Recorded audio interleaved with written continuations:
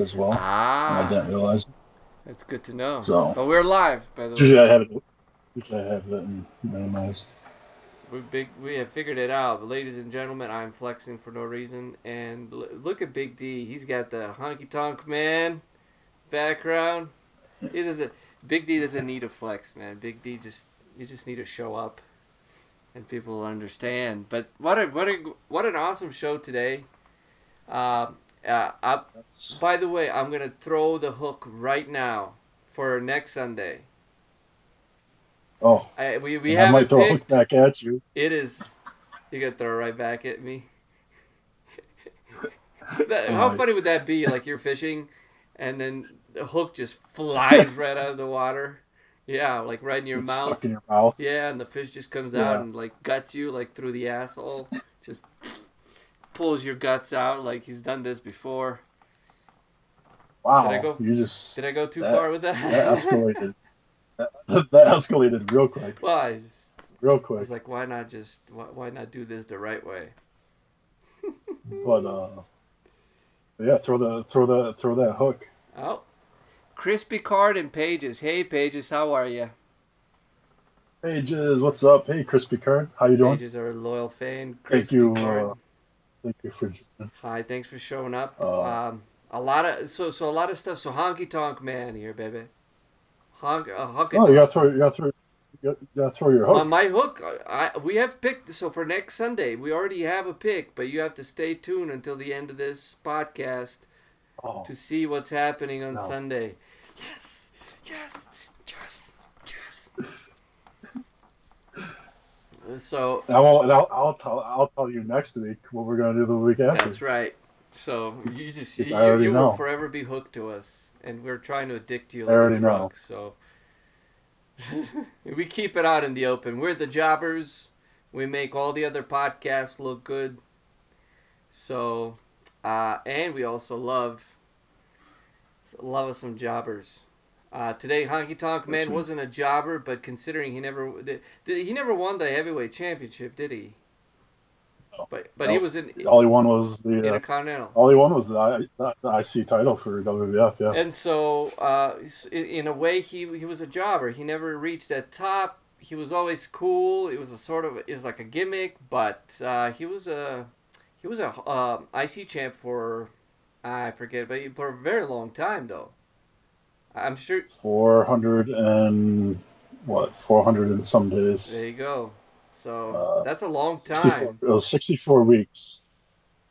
And fun and just. Maths. I mean, interesting enough. I'll say it now. But Say it now.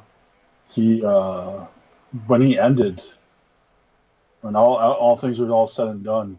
I think he didn't realize it till after he passed away. But Macho Man passed away, and he then realized that he had the record over Macho Man by like 2 weeks, maybe. Mm. That's how close um, Macho Man was to breaking that record. Whenever he had it, I don't remember exactly when Macho Man had it, And but in the end of things, he's the closest one to break Honky Tonk Man's record. yeah, I don't. It was like 2 weeks. Oh wow. I tell you what. Yeah. So, Chris Picard and Pages, if you guys, I know Pages does not remember Honky Tonk Man, but I don't know if Chris Picard does. But if you remember any of the moments, throw them out there. We have so in the description, the Honky Tonk Man was like he was a literally like an Elvis impersonator with a guitar. Pages. Right. Awesome gimmick though. Awesome gimmick. And so what I wanted to say about the Intercontinental Championship, it's generally is not viewed highly. It's like you see you go from the U.S. to IC to um to the heavyweight championship. Now it's like all over the place. Right. Now we're over titled, but uh, Mhm. the Intercontinental Championship was really represented the worker. Like this was like an inside. This is like what wrestling, what the business thought was the best worker. And the fact Right. that Honky Tonk Man held this title for 64 weeks, I don't know if that's the record, but it's got to be up there. Yep. I mean, as far as IC title, it is. Yeah. Yeah, because I know CM Punk held a heavyweight championship for quite a long time, which is Right. another. That's even a higher accolade, but this was like a locker room recognition of who the good wrestler was. Right. So It was so that ought to it tell was you. defended a lot. It was always defended. Um, and back then, I mean, like they just had so many matches. Um, Yeah, Crispy Card says absolutely good ages. times, and Paige says Honky Tonk Man, the king of the ring. You know, because Elvis was the king. It was- That's good logic, but it I don't. actually, Did he win King of the it's Ring? actually funny. No, Yeah, no, they see, didn't he have never won King of the I Ring. didn't know that was an actual title. Oh. It is. It is. It's an actual pay per view. It's a tournament, and you become King of the King Ring, Corbin. and Yeah, and for like 3 yeah, that years. gives you a title. Pages is right here, by the way. Just for everyone else watching, Pages is not far. Our most loyalist of fans. Didn't miss a It's single actually episode. funny though.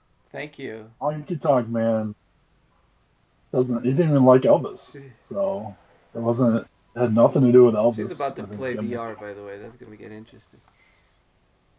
Oh, No, might don't be think he flying won. the stream. Yeah. Crispy Card says no. Don't think he won a King of the Ring. Yeah. Hard, I Harley Race. I think he was. I think he was the original. he was I the don't King know. of the Ring. I don't know. I don't know I mean, either. I guess like, yeah. I don't know. I don't remember anything prior to Bret Hart. Yeah, his gimmick. Crispy Card says his gimmick was really cool and colorful. Oh, definitely, It's definitely. yeah. It is. It is a. I don't think it's a title. I think King of the Ring allows you to challenge the champion, or you can just brag about being the King of the Ring Yeah, and wear yeah. a You crown. can Which you can take the gimmick if you want. Let's see. Bret Hart didn't. King Mabel did. so yes, so that's Uh, basically a gimmick. You're right. It's like a right. this is like a gimmick. If you win it, you get to have this gimmick for until you lose it. Yeah. Booker T, Baron Corbin. Burger King Corbin. Uh, but Yeah. but yeah. Pages Um, knows as much wrestling as I tell her. How's that? Yeah. So today, so all of our stuff in the on the channel here is down in the description below. We have mostly YouTube stuff. We do have 1, 2, 3, 4 thing. it's almost split. Yeah, it's split. Yeah. It's so we have Yeah. some stuff on Peacock. That is Burger King Corbin. Yes. Unfortunately, I thought I came up with this Burger King Corbin. I was wrong. I was watching Yeah. Bret Hart talk to Jerry the King Lawler after he won the King of the Ring, and Uh-huh. Jerry the King Lawler called him Burger King. Right. Yeah, I was like, Right. damn it. It's like Yep. everything's already taken. You just don't know it. And here I thought I was clever. You know? Well, I mean, it depends on who you talk to. You talk to Pages, it's your creation. It's true. Okay, we can share. You know, it's like until they dive in for the real information and find out that you lied. That's when you get caught. Well, that's the thing. I didn't lie. You know? There's Well. what's funny is like I've come up with a couple of jokes. Like I love to write jokes. I got a lot of jokes that I write down and I'll turn them into poems. And you know, were you there at the open mic when I read? Like I like to read funny shit anyway. You know that's I like comedy. You did read eventually, but you spilled water on yourself and had to go home and change. And Big Dan had to just suck it up and take your That's spot. right. You know I love you, man. I forced you. I I knew. forced you. Immediately when it happened, I knew. Oh man! And everyone else was like, "No, yeah, he did. I know he did it on purpose." Yeah. So I'm not stupid. That you will never know the truth. But it was, all I could tell you was wet. It was very wet. Right. So I definitely had to change my pants regardless. But yeah, just and this is like digression. I'm sorry, guys. I came up with this joke, but this has happened more than once. But the joke was basically I turn the lights off and listen to scary music when I'm constipated, and that's so I can scare the shit out of myself. And oh, okay, I got a little laughter from Pages. So I thought, like, that literally came out of me. Like, it just literally one night and clicked when I was in the bathroom. And guess what? I was like, let me research. Let me just type this joke in. And of course, it's not quite complete how I said it, but it was there. And I'm like, this is bullshit. He literally came. Robin Williams. Well, he stole Robin jokes. Williams? He paid people for it. So Chris Peacock says, I watched Honky Tonk Man back in the mid-'80s and remember seeing him win the belt against Steamboat back in '87 because he won that a day before my 5th birthday. That was amazing. Oh, That's cool. So you're an '82 baby. That's cool. Actually, that match is on our list. It is? Yes. Is the first match? No, hold on. '87. That match Ricky Steamboat is on the list. Yeah. I'm going to do my own list. That'd be awesome. Well, Crispy Card, and that is also on YouTube, so you can watch it along with us. Yeah. So the way we work this is we have all these matches in our description below. We're trying to get as much YouTube as we can, like from probably like the WWE Network, or from the WWE channel, so you just watch it along with us. Yeah, loved 80s wrestling and 90s wrestling as well as Attitude Era. Haha, best time. Well, we're gonna get along well. I'm a fan of the Attitude Era. I also like the gimmick, the 80s gimmick era. I like that. Mm-hmm. I liked all the gimmicks. Like Doink was, if you want to watch one of our episodes was just putting over a profile. This was a couple of weeks ago, maybe a month and a half ago. We profiled Doink, the clown, but just Matt Bourne's Doink, and we were both pleasantly surprised. I know we were of how well Doink actually wrestled, like how he told a story in the ring. So it was really fun to watch. We watched one more Doink match on top of that after, just because. Yeah, he was a good wrestler, man. Doink was a good wrestler, and not a lot of people are gonna know that. So. Right. But yes, today we watch our video. Yeah, it is. Yeah, putting over the profile of Doink the Clown. This is today is Big D's pick and Big D's show. So I'm gonna let you explain to us the rest. I had a lot. I mean, I did have a little whisper in my ear that mentioned, hey, maybe Honky Tonk Man. I was like, you know what? Yeah, because we've been wanting to go older, watch some things that definitely we haven't seen and just real quick, sorry to interrupt, man. Our last episode, last Sunday of Team Hell No, it was one of the most fun episodes I've done. I've had fun with, like. Oh yeah, and that was mostly YouTube stuff that's already curated for you. So if you guys want, you just go in the description, go to our video for last week, which is putting over profile of Team Hell No, and we have a nice little playlist for you to watch. It just kind of shows all the steps that they've taken, a lot of like the funny stuff, the counseling and all that. So yeah. Sorry to interrupt. Please continue. Oh, it's all good. But yeah, I had a lot of fun just because I knew the Honky Tonk Man. I watched. I didn't see in '87 when he won the title or anything like that. But again, like just that late 89, 90. He left. He left. He wasn't in WWF very long. He was only there for years, but as you could tell with his gimmick, he was an entertainer. And we've talked about the past of wrestling, WWE, World Wrestling Entertainment. He was big into sports. I believe he played football, and then he got into wrestling, and he loved it. He was athletic, but he didn't really. He loved the entertaining aspect of it. He loved a lot, and I think that was definitely a perfect era for it to happen. But he in the whole Elvis thing, he didn't like Elvis. It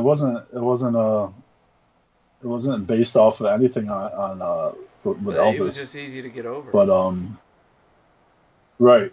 Because he doesn't he didn't know how to play a guitar. He loved to sing. He loved singing. So like when he actually got to perform as the Honky Tonk Man, and like they would have like these little skits where they did concerts and they would sing. He like that was the whole thing with Honky Tonk Man, is that he had a hit single. Everybody in the world wanted to hear it, and here it is. Everybody wants him to play the show. Didn't he wrestle in WC? Yes, he did. He did end up going to WCW later in his career. I don't think he wrestled. He might have had a couple matches, but he wasn't there very long. Actually, one thing that note was he made the list of Eric Bischoff as his most favorite person that he got to fire. It was the Honky Tonk Man. For some reason, Honky Tonk Man has no idea what he did, why Bischoff didn't like him. But Bischoff, yeah. So I'm on Wikipedia. I'm just checking it real quick. It says summer to winter of 1994, he wrestled for WCW.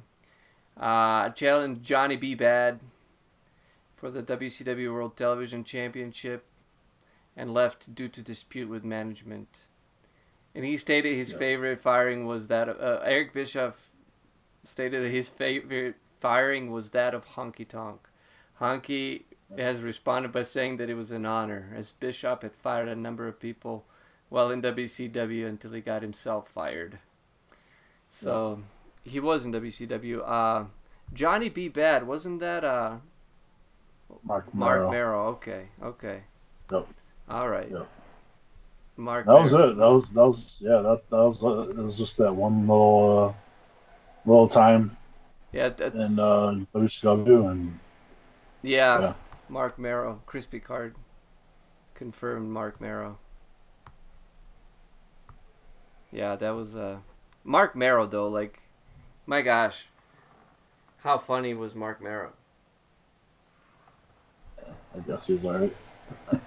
Oh, come on. It's like, so Sable leaves you, and then you're like, who's this man? It's Brock Lesnar. Like, he just, all right. Oh, well, see, and like, that's where I didn't, that like era right there, I didn't really care too much about it. So like, the whole Mark Marrow, I wasn't. That was like the start of the Attitude Era. I like the Johnny B. Bad. Right, and that was WCW, and I don't usually say I liked that, but it was funny. And it's funny that he feuded with Honky Tonk Man, because that's kind of like a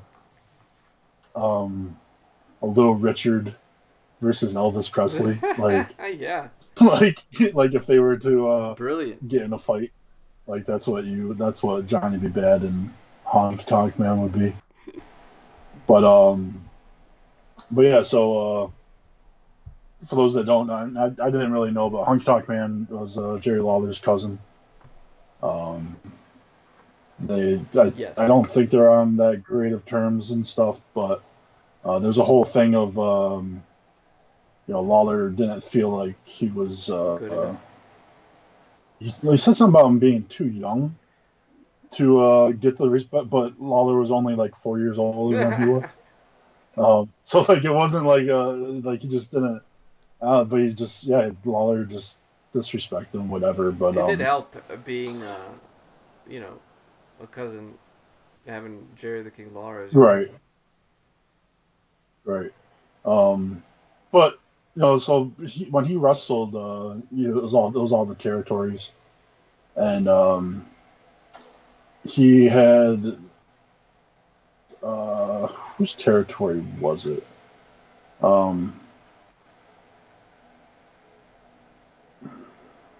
Somewhere in the South. I don't remember exactly. Texas, maybe? Yeah, Nashville. No, well, I mean it was Nashville. Nashville. I'm pretty sure.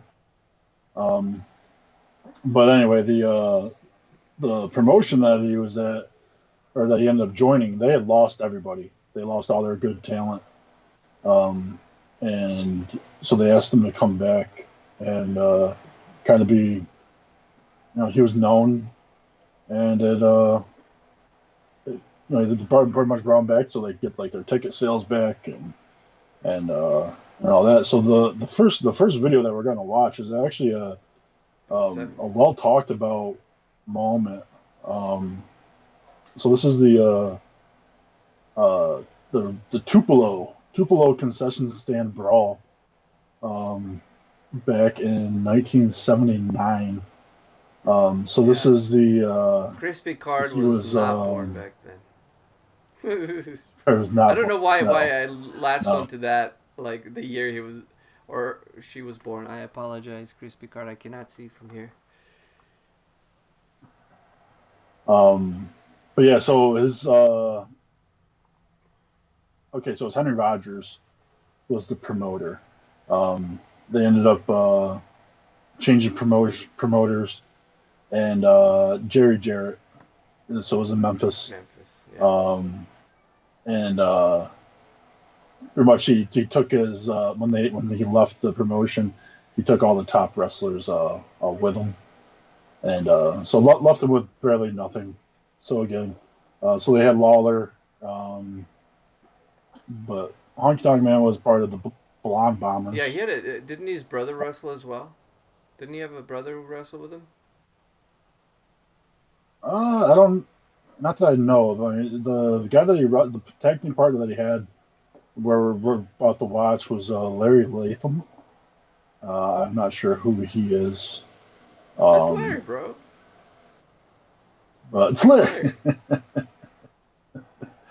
But yeah, so this is a match against with the Blonde Bombers and going against Jerry Lawler, and this was a no, it wasn't a Stampede. I'm not sure the pay-per-view. the promotion. Well, we'll find out. Or whatever. Either way. But yeah, it's against Jerry Lawler and Bill Dundee. It's a tag match. It was for the tag team titles.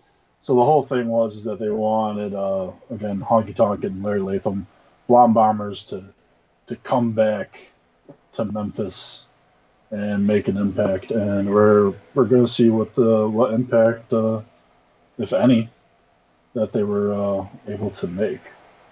So as you guys see down in the description, and the link we have to the original Tupelo concession stand brawl, 1979. So we'll give you a second to get over there. All right. So let's. So this is pre Honky Tonk Man. Honky Tonk is not born yet. The thonk. I like the way you shake your hips and strum your thumb down the strings. I would like to know why. So right now I'm seeing a commercial.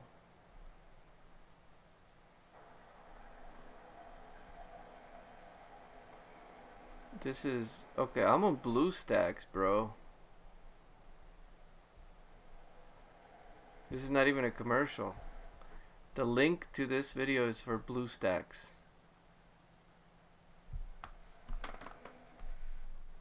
Yeah.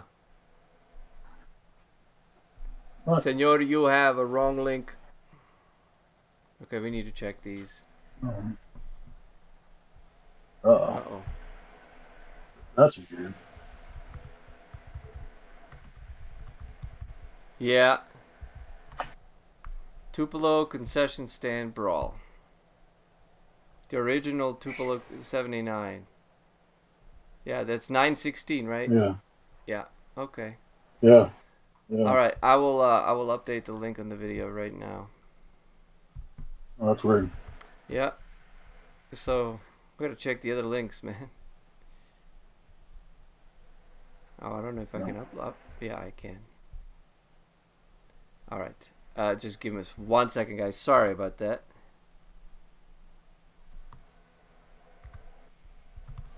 All right.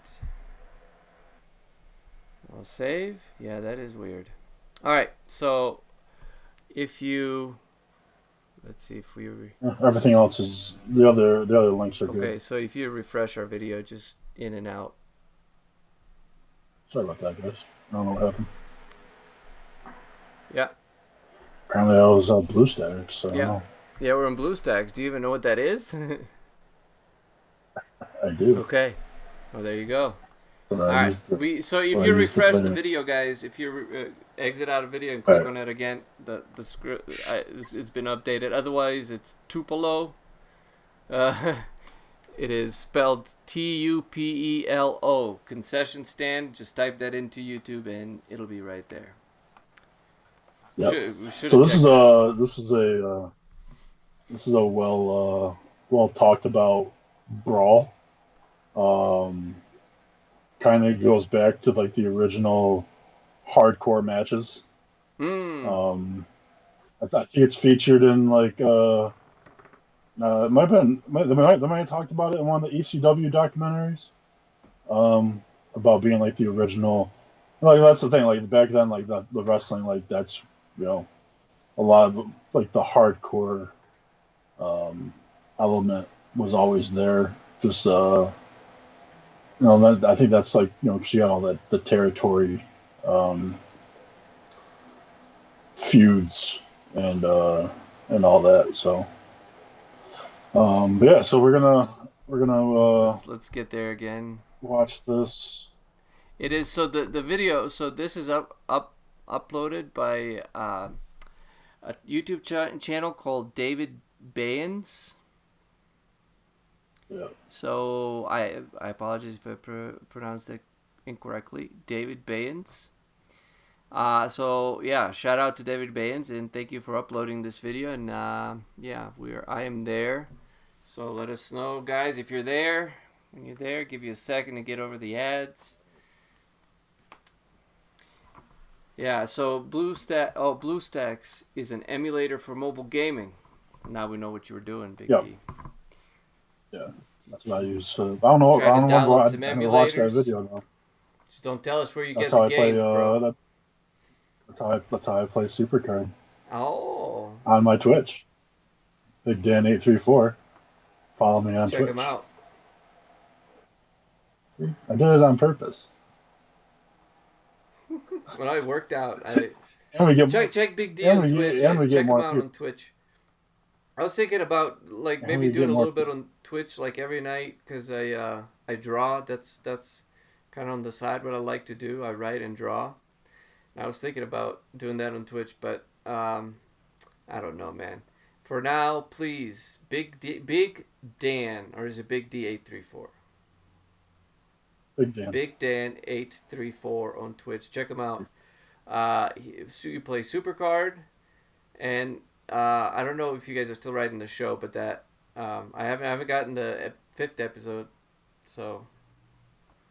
No, it's this week though. It's this week. Okay, all right. It's this week. And then they also write shows and on Tuesday nights, right? Tuesday nights, you guys get to unveil your shows, and I tell you, Big D, you could always be a WWE writer, and I'm not saying this because I don't think too highly of WWE writers, but you could definitely you could be much better than a lot of WWE writers. So I know. Well, that's why they keep stealing my ideas. So Nox Player is also an emulator as well. D. Yes. Nox, Mimu, BlueStacks. Yeah, I like the Dolphin emulator. That's fun. Oh, I don't know that. It's for like GameCube and Nintendo 64. Oh, okay, gotcha. Yeah, the ring was a lot smaller. I don't know. So Crispy Cart says the ring was a lot smaller in the 70s. I think when the ring started first, it might have been 16 by 16. I know WCW ring was smaller than the WWE. WWE is 20 by 20. And I think the WCW ring is 18 by 18. But this could very well be 16 by 16. And it's different steps. So you're stepping differently depending on the ring. So, like, all the WCW guys that came to WWE during the invasion thing, they had to go train. Well, there's WWE style on top of it, but they had to go train in the bigger ring because all the steps, all the positioning was different because of the bigger ring. So I think it was smart to keep the ring 16 by 16 because a lot of these wrestlers, like, they were in good shape, but they're, they it was a different era. They didn't it wasn't as Right. well of a shape as they are today. But the 16 by 16 is like, 4 extra feet to not run around. Right. Well, they're bigger guys. They're not jumping around as much, and then yeah. Crispy Card says, I remember the Lawler and Andy Kaufman brawl, and it was before my time. Yeah, that's funny. For some reason, I had a joke there. I don't mean to offend. It was just like I was watching that show before my time, before I was born, and I was watching it for my dad's. He watched the TV with his legs open so I could see it. It's weird. I don't know, man. Here's the thing. I like comedy, and I bomb a lot. I've bombed a lot. I've gotten thicker skin going to open mics, man. So I'm gonna throw things out. Dude, forgive me if I offend. I don't mean to offend at all. You always watch things with one eye open then? With one eye open? Yeah, just one. Yeah.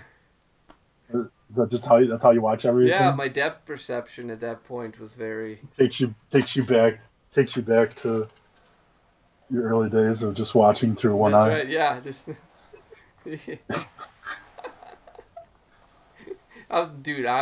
That's disgusting. I was watching through a hair follicle. Come on. But yes, this is old school. This is small ring. Yep. But size doesn't matter when it comes to rings, of course. No. All right. You're there. I think we're all there. All right. I hope you're there, Crispy Card. We'll start this whenever you're ready. I'm ready. In 3, 2, 1, go. There's Lawler. Look at him. He's all suave. This is 70s. I'm just like expecting Shaft and Dirty Harry to show up. That is a tiny ring. You're right. That is 16 by 16 for sure. So the holy shit, dude! I don't think I've watched like anything this old. I mean, I have, but not from this territory. So what happened with this match is that it pretty much it got going like right away. Where's Honky Tonk Man? So Honky Tonk's in the corner. He's not, or no, he's in the ring. Yeah, that's him, right? Bloodied up. Yeah, I think so. No, in the blonde hair. Oh, he's the one punching. Blonde hair. Yeah, they're the blonde bombers. Not the greatest. Here, let me. It's not, and you're not going to get better quality. Just so you know. So yeah, Honky Tonk Man is on the ground in blonde hair. Black tights. The music, yeah. Just blonde, yeah, there's two. The music was cool, Crispy says. I like Crispy Card.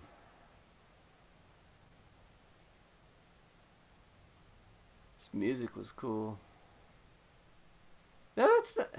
Yes, 1979. This is just on like local TV. Wait a minute. Wait a minute. Like Um, I'm trying to figure out this. That's not Honky Tonk Man. I think the I'm talking about this, yeah, in the corner right it now, is. and he just got He tagged looks in. old. Yep. You see, yeah, the recording is just so old. But see that ref counted by the feet. Like the guy didn't even see it. Oh,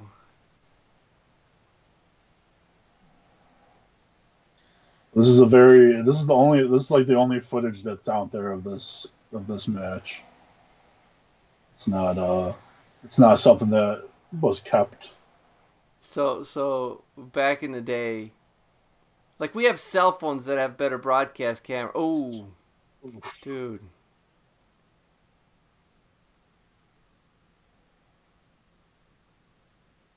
So right now, Lawler and Latham, they're the tag team champions.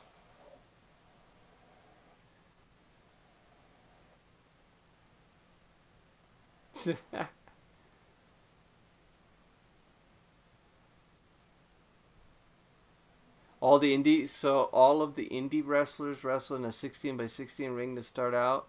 I don't think that's the case anymore. But the basic wrestling ring, even during the Attitude Era, like as far as I know, for independence was 16 by 16. I mean during that time. Oh no, Jerry saved him. That's it.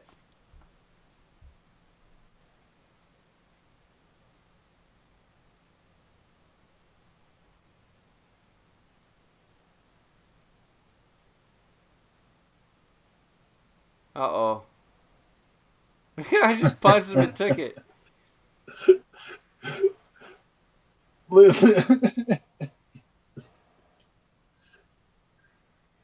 Oh God, dude, he just swung that Yeah, no and sold and no sold it. it.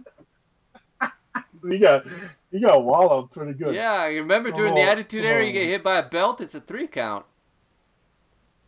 Right. Oh, wrestling school. I don't know, Crispy. I don't. Actually I don't know. When I was backyard wrestling, I remember like everywhere we went, it was 16 by 16 ring. Maybe because we're all poor. Yeah, I think he's gonna beat because we got another like 5 minutes left. Are you just gonna beat the crap out of him for 5 minutes? Well, that's the title. I love how he just swung that straight in And his face and he didn't know sold it. we That was awesome. That was brilliant. we haven't even gotten to the concession stand yet. Yeah. Oh. Oh. Lawler just decked the referee. We just threw him. So again, like this promotion was like there. Nothing was going on. Everybody left. So they came back and their purpose was to make an impact. Um, so they're like, go out there and do whatever you got to do. Is So that right what now TNA is they're all actually about? Making an impact? uh, sure. um, so right now it's actually the broadcast is ended Yeah, that's it. on TV. So now they're like, hey, someone's got to get the camera so we can keep filming because there's a show that airs. I guess it aired on Saturday mornings, and so the whole world, unless you were there, the rest of the world didn't know what was going on or what had happened until the next morning. But so yeah, so this is all raw footage. Yeah, this is dude because they're filming on a film camera, so Yep. there's no exposure whatsoever.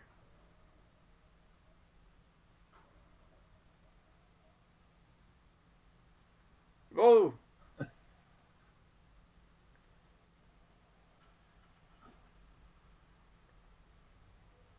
oh, jeez. This is awesome, though. This is awesome. I wasn't sure on the ring size. Thanks.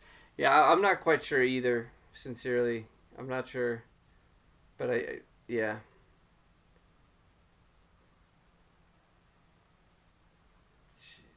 Oh, dude, like Dundee's just beating the crap out of Honky Tonk here. No. Oh, And Honky Tonk had mentioned in the so there's in one of his interview, he mentions at some point during this scuffle, he actually gets uh, stabbed or something with a rusty nail, and oh, he was actually concerned about that for a little bit, but it didn't get infected or anything. But um, oh, Jesus, dude, what the hell? Like this is better than any hardcore yeah, match so here. Oh, dude, he just keeps throwing shit at him. What the hell? Oh, everybody's I was bleeding. really hoping. I was really hoping someone would like go through the popcorn machine, but Lawler it no does sold. not. Oh, jeez. I love how some of these no sells here. Oh, there he Ooh, goes. that could have been dangerous. Oh, Jesus. Broom. He just broke the broom on him. Dude, this is brilliant.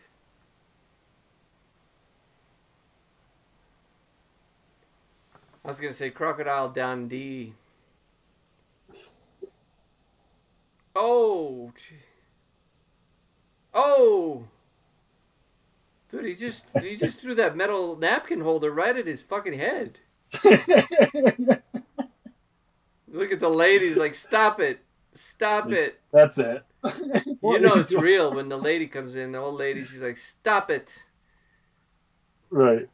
Stop beating these men, please. Get off of me. No, Jerry, you don't know. Stop it. I don't know. Is that a lady? It might be a guy. I can't tell. Well, I thought they were like, oh, geez, there's a can flying right at his face. Oh Ah! nope. Ah! You are not doing Yeah, it. this is She's fantastic. gonna This is she's gonna put him through a fantastic. table, and that's it. They just oh, there's the ref still, Oh, yeah. but but yeah. So they were so the whole thing of that whole thing was to do something, make people talk about the promotion again. And from that point on, they the next week completely sold out show. Oh, after the brawl? Um, yeah, so it's just like that really just it brought back that company. It saved that company from going all the way down. Um, so yeah, so Honky Tonk was a part of that. Um, the whole just saving of that the promotion.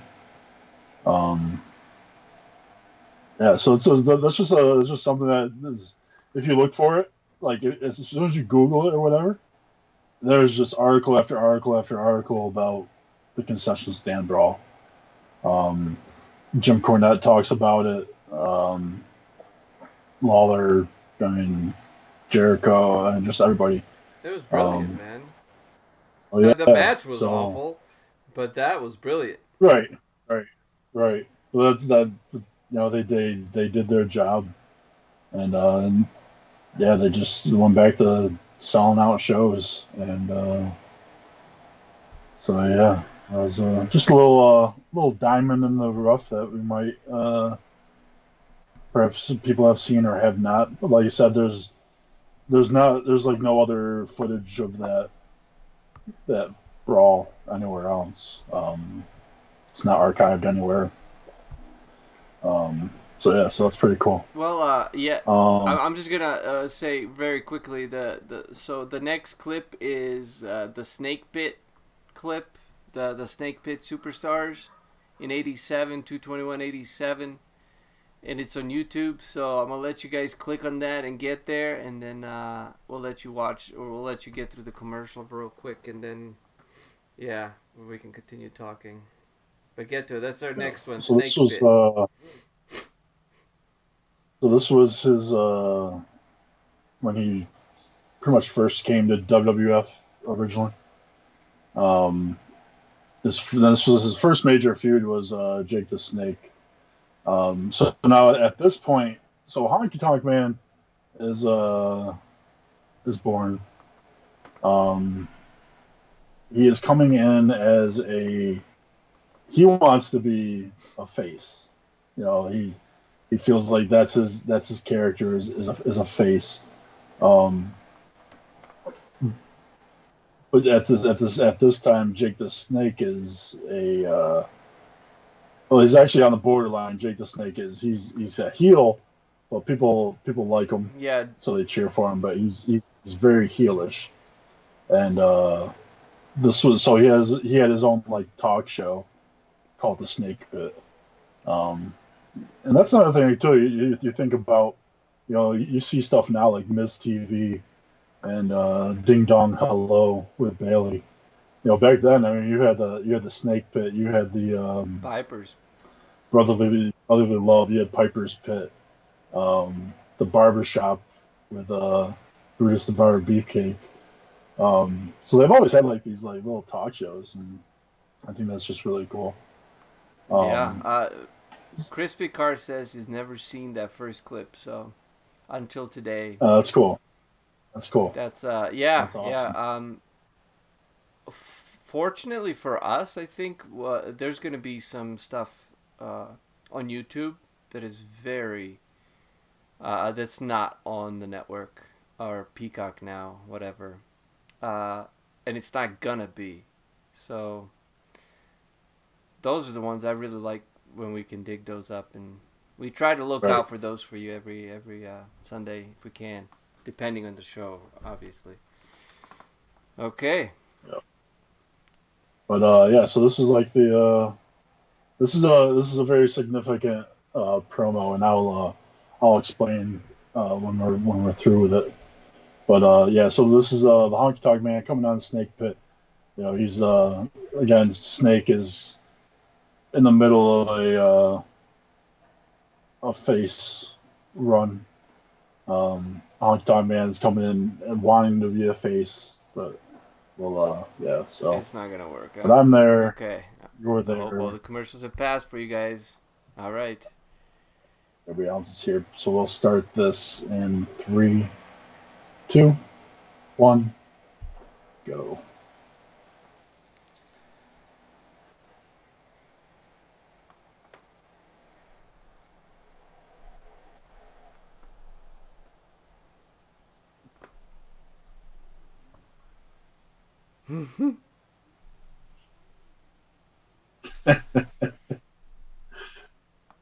Of course, he had Jimmy Hart as his manager.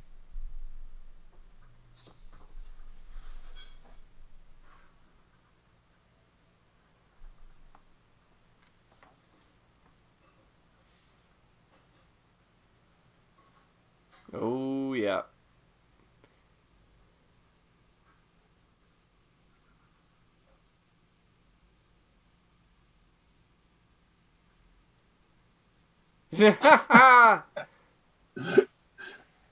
He loves to hear you.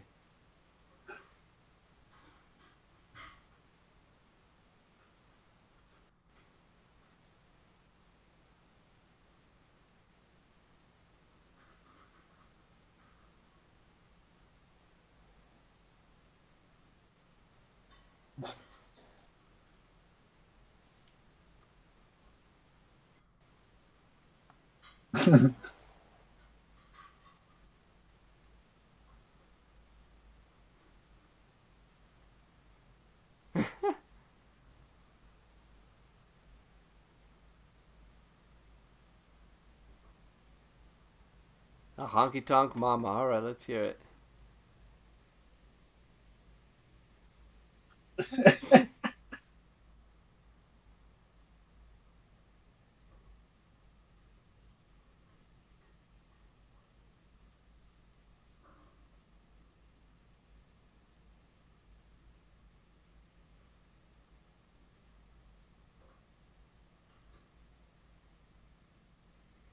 Yeah, there is no heel. There's no face happening here. No, They no, hate his no. It's just guts. immediately. Yeah. Now he's a heel.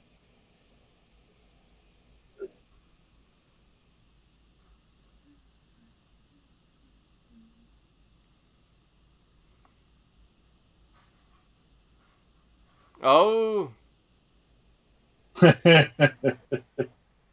oh! Ah, shit! That didn't break. Oh, Jesus! That's a real guitar. Oh my god. Oh my god. Oh my god. I remember Jake the Snake talking about this in an interview. I remember him talking about this because yes, so that they're usually gimmick guitars. Right. Like Jeff Right. Jarrett's guitars. I think it's funny when they put the smoke in there or the powder. We Right. watched that like not too long ago, did we? But Jake said it really hurt. It really hurt because it was a real guitar.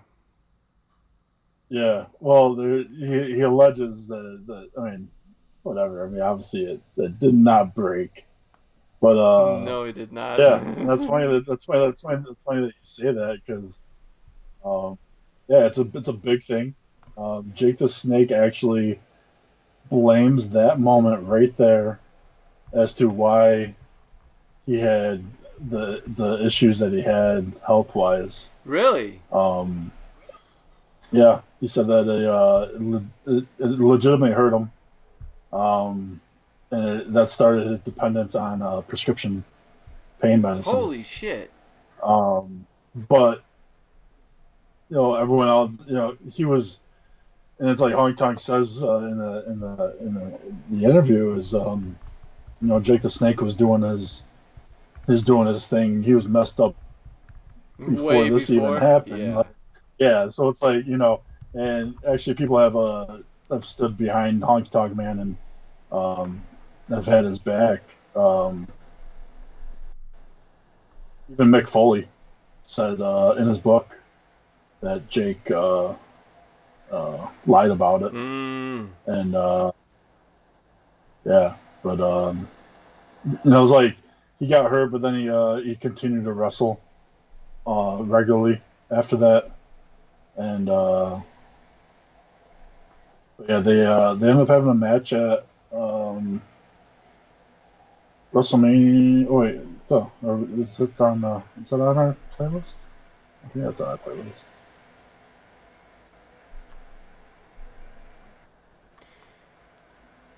WrestleMania? Yeah, WrestleMania. Okay, no, I thought We okay, have two WrestleManias though.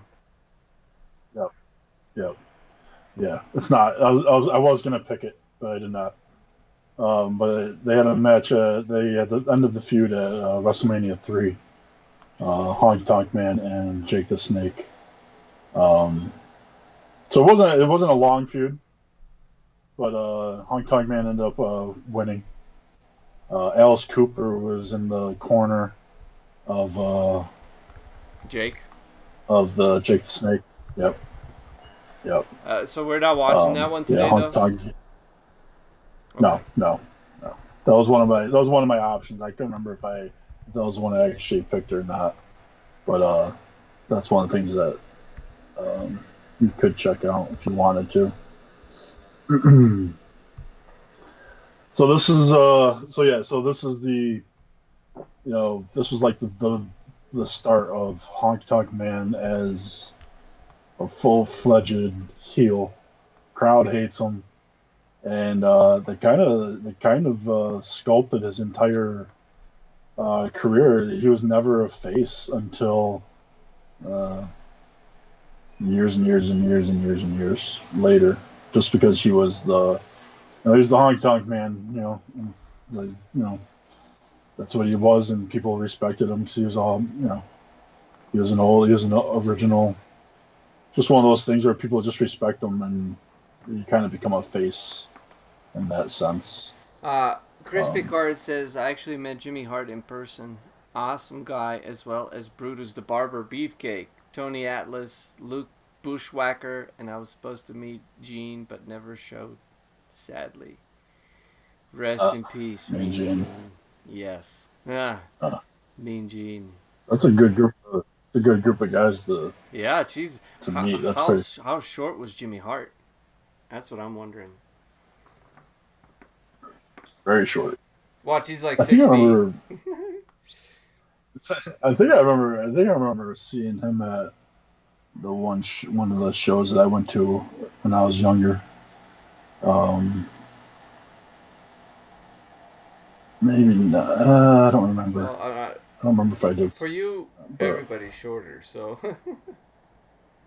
oh yeah, yeah.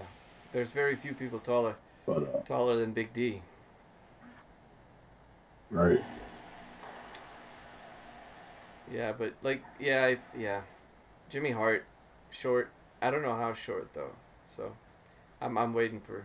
Yeah, of course it is. I mean, That's that's why you needed a megaphone. You needed a megaphone so everyone Megaphone could was hear brilliant. him. And he was a live man. A great manager. The though. megaphone was brilliant, bro. manager. I don't know. Yeah, it was brilliant. Yeah, So he managed so many people. Man, that'd be a good. That might be a good person to talk about one day.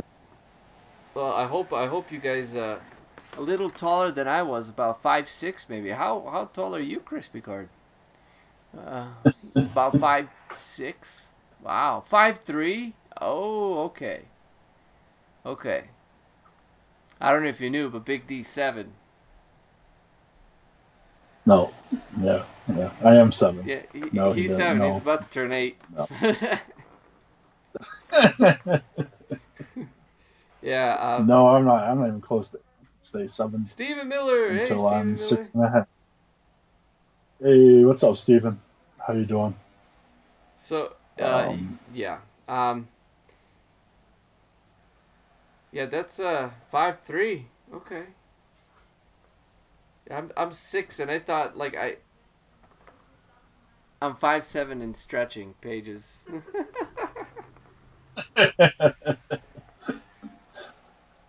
Oh, That's fun. yeah. Well, we'll love you, people. We love you anyway. Yeah, it is 6 feet tall, man. Like I find myself just like we talked about this last episode. I find myself picking out like everybody's asking me to get stuff off the shelves for them, and yeah, could have been 5'5", Jimmy Hart. I've been on Beagle all day today. Steven says. Could have been 5'5", Jimmy Hart. Yeah. I think it works. Like having like somebody a little shorter like that, it works. Really kind of showing the size of the wrestlers because most wrestlers, especially in that era, were over 6 feet, Yep. like six, Actually, 6'5" and up. it's actually funny that you mentioned having smaller. Because he was small, he made the wrestlers that he was look so much. And that's why he was with, Earthquake. He was with Steven is 5'2". Hogan. 5'2". But that's why Jimmy Hart was with these big guys just to make him look even bigger. Probably the same exact thing to go with Bobby Heenan. That's why he managed the guys like Andre the Giant, obviously. Powers of Pain, which was the Warlord and Barbarian. Pop. Put a smaller manager with them. They look even bigger. But something just came out the other day, and I was reading of why McMahon likes to hire short commentators. Is because when they are interviewers, is because when they interview with a wrestler or talk to a wrestler face to face, they're so much smaller, and they make the wrestlers look that much bigger. And they made a thing about the new commentator for Raw, and like not only did he do a good job in his audition, but he was also told that you got a plus because you're like the smallest guy that auditioned, and Vince McMahon loves small or loves short people, Yeah. and that's why. Well, there's nothing wrong with It's, anyone's size. yeah. We Oh agree no, with he you, was Crispy Card. It's in Jimmy Hart is wrestling, billed yeah. It's at like you five would put five ten. like put like a little shorter, a shorter person with really tall person. Yep, yep. Yeah, I'm sorry, But yeah, Jimmy Hart was billed at five five ten. ten. Yeah, see, Crispy Card disagrees. Crispy Card saw him in real life. That's his build height. So yeah, and you can say he's 5'10" because he's standing next to 6'8", 6'10" guys. Yeah, Um, yeah. oh, They always overbuild the wrestlers anyway. They overbuild everybody. right, like Bobby Heenan was billed at 6 foot. Ah, So, well, there you go. Yeah, but yeah, there you go. yeah, that's it. But yeah, Big D is taller than the Big Show, right? I guess. I mean, yeah, I guess. I don't think so. I think he's You bigger. do? I think he's, yeah, yeah. Looking at it from, like, I mean, I saw him live once. And I'm like, I just don't, but like that's the way I feel like when I see any like tall guys like Shaq or someone like that. Like, there's no way that I'm close, but I am. I'm at least closer, like the same height, but I don't feel like that. To me, they just seem like when I saw Big Show, he just seems so much taller, Oh, and I don't know. you've seen him live? Yeah, yeah. He was in a cage match. Um, I don't remember who it was that he was facing, but yeah, he was in a cage match. We have a question. Have you guys met any managers or wrestlers in person? Uh, see, who did I met Shawn Michaels. I was so the 1000 episode of Raw, I was there. I was literally like one seat with two, technically I think it was two seats from like the front row on the ramp, and Hmm. Rock literally was, when he's coming back talking shit to Punk and all that, he stood right where I was, literally, and just kind of bounced back and forth. I don't know. You keep switching, you get smaller and bigger. That's But yeah, he was bouncing back and forth, and they are not like I'm 6 feet, so The Rock is not as big as you think. Like when you watch him on TV, he is very athletic, mhm. but he's not this like. He looks more like a bodybuilder when you watch him on TV. But I was surprised of how much smaller he was in person than I thought. But Mm, that could be because I'm 6 feet tall. But right. he just looked athletic. He didn't look like he was like a bodybuilder type, although that's what he looks like. So, and then I also saw Sheamus. I didn't meet these two, but I was like very close to them. Yeah, I remember you. Remember you talking about Sheamus and Yeah, seeing him on Sheamus was a little the more screen. bulky than The Rock. Sheamus was more Right. bulky than The Rock, but still, I think Sheamus. I don't know what they built him, but he was just barely taller than me. And I was just Gotcha. like the thing with size. Of course, nothing's wrong with whatever size you are.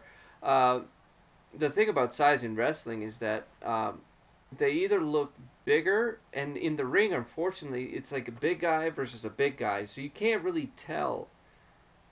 I, are you Hmm. are you doing it like you keep getting smaller and No, I'm not doing anything. I know you're as gonna ask. as we're talking, like, so I'm gonna leave this for now. Let's see what happens. But I don't know. I have Something's no going on with idea. my OBS software. I don't know what's going on. But Big D keeps getting smaller and smaller and smaller.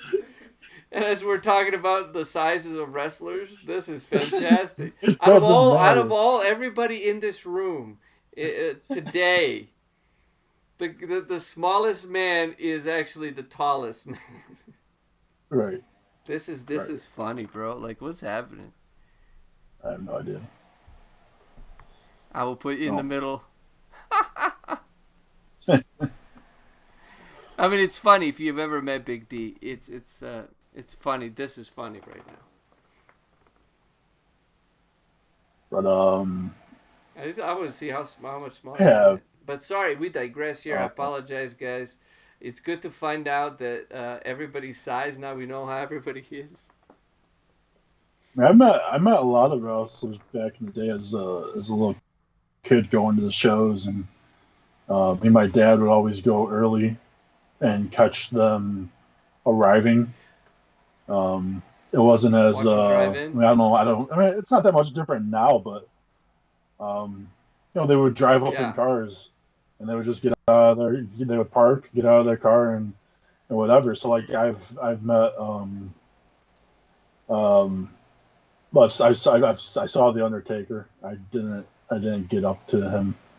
But I met Harvey Whippleman, Giant Gonzalez, the Godwins, the Godwin brothers. Oh yeah. Mark Henry, Kurt Angle. I saw them. They were at a signing together. This was right before Kurt Angle got his head shaved. It was actually at the local baseball team. It was at the stadium, and they were like throwing out the first pitch. But yeah, Mark Henry was signing a newspaper article, which I felt was like whatever. Kurt Angle actually had a picture that he signed. Trying to think. Who was it? Just recent? No. Have I met anybody recently? Well, Crispy Card says almost met Mick Foley at a book signing, but didn't have enough money to get the book, sadly. Well, it's actually, I out of the very few books I've read, I've read Foley is Good. I think is the name of it. Yes. I did, so at a convention in Chicago, I stood about 10 feet away from Mick Foley. Nice. Mick Foley's a tall dude. I'm sure Crispy Card can attest. Mick Foley's, he's taller than you think he is. I met Gangrel also, but he was kind of rude, so I just got a picture with him. You're like, I will not let you not let you sign my paper, you asshole. Stephen Miller asks, have you met Shane McMahon? Actually, no, I have not met Shane McMahon. I have it right here, actually. You just disappeared, bro. It doesn't show that on the screen. Oh well, whatever. I don't care. Anyway, I sort of, kind of like. Maybe it's because it's, I don't know. Yeah. But yeah, that was my Godwin. Oh. Autographs. Oh. Damn. Well, turn off your background for a second. Yeah, I'm working on it. Okay, sorry. I met the Godwins at the car dealership when I used to work at a radio station at the time. You used to work at a radio station? What did you do, man? That's cool. Sorry, guys, we're kind of getting off track a little bit here, but there we go. No, Stephen, I haven't met Shady. Did you meet anyone, Stephen? I don't think Paige is the Godwins right there. Let's see it. Yeah, this is old school. 1990. Yeah, 96. That is cool, dude. 96. Yeah. And I had talked about it with somebody before, and it's funny that when you look at it, and there's only one female. Sunny? And that was Sunny. Yep, that was Sunny. She was like the only one that they promoted at the time. That was pre-China. But yeah. Stephen Miller hasn't met Mark any. Marell. I'm trying to think if You guys watch WWE Treasures on A&E? No, is that they did like a documentary on? Is it on Peacock? I don't know if it's gonna be on Peacock. I don't know, but I know they they just had an episode where it's coming up, whatever, of Roddy Piper. Roddy Piper, yeah, that's what I was gonna say. Okay, I'm gonna make you bigger because this is not working. I don't know what the hell's up with that. There we go. But yeah. So anyway, Oh, Yes, I worked in a that's cool. street team. Oh, sorry. Street team at the time, promoting music CDs and T-shirts as well as giving away concert tickets. You got the hookup. That's cool. You were the person to know back then. Well, now too, but See, that's funny. I was talking we don't to use CDs I was anymore. talking to Crispy Card on Twitch right before I came over here, and yeah, we were talking about the podcast, and yeah, so now it's kind of funny that because we're like kind of in like the same kind of thing of radio broadcasting and stuff like that. Oh, Stephen Miller is asking for a. I think you meant to say AEW, not Aw. But yeah, Aw sounds better. WWE. All wrestling elites. Oh yeah, say WWE 3 times fast. WWE 3 times fast. Ah, come on. Never. Come It's never that hard. Come on. Why you think that's hard to say? Ask Kurt Angle. All right. I think we should go to our. This is the match for Crispy Card. This is the match you remember. This is Honky Tonk Man title win over Ricky Steamboat. Yep. So this is on an episode of Superstars back in 1987. So at this time, Jeez, sorry guys. Honky Tonk Man wasn't even originally supposed to be in this match against Steamboat. And yeah, it was just something happened. I don't know who he was supposed to be facing. But it wasn't supposed to be Honky Tonk Man, but Honky Tonk Man was in the back, and he was just there. I think it might have been Brutus Beefcake, maybe. But anyway, something had happened, and they needed a replacement. And Honky Tonk Man was just there, walking around. He was dressed. He was ready. And McMahon says, "Hey, you got a match right now. You're gonna fight Steamboat for the IC title." Oh, dude. And yeah, You just imagine being a wrestler back then. It's like, you're going to fight Steamboat for the title. You know, what? Yes, thank you very much. Yep. Yeah. So, All right. Yeah, so this is June 13th, 1987, on an episode of Superstars. So it's not even at a big event or anything. Although, like, these Superstar episodes were, like, it was like they're Raw, they're SmackDown, like, kind of type shows. But yeah, so, but I think we're all there. I hope so, man. I hope so. It's in our description below, guys. We will start this. Below. And this is thanks to Jose Reven 464 for uploading this video. Oh, now you got bigger. See, this is what I'm talking about. What the hell? I apologize. And don't worry about it. I got it. You just go ahead and call it. All right. So we'll start this match in 3, 2, 1, go. And this contest is for the Intercontinental Championship. Here's our Yep. There he goes.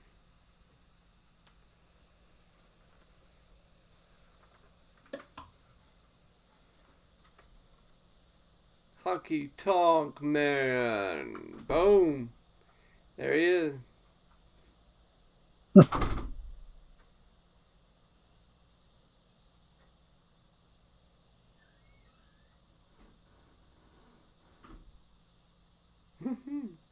Jesse Bonaventura on commentary with McMahon. He already has a belt. Why does he need an Intercontinental belt? Yeah, Ricky the Dragon, Steamboat. So many people. And you know why Honky Tonk Man actually had Jimmy Hart? To help him take off his suit. Look at that. What happened to him? Oh, Jimmy Hart does have the megaphone now. That's cool.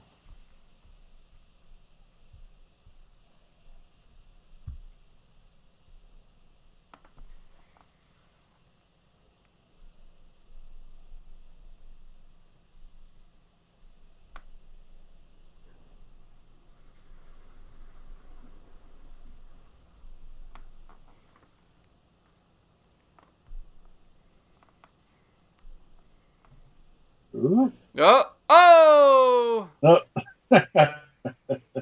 Jimmy Hart tries to get involved. And there goes Honky Tonk. Right over Jimmy Hart.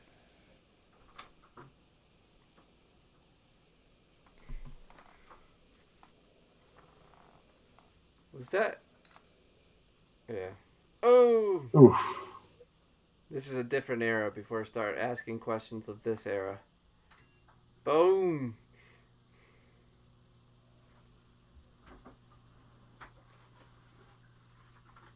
So he's gotta win like just kind of sneaking up and shit, like surprisingly. Right. This is obviously VHS. Oh, I love it. Yeah, they had always said that any match with Ricky the Dragon and Steamboat was like a day off. Like a payoff? Because it was a day off. Oh.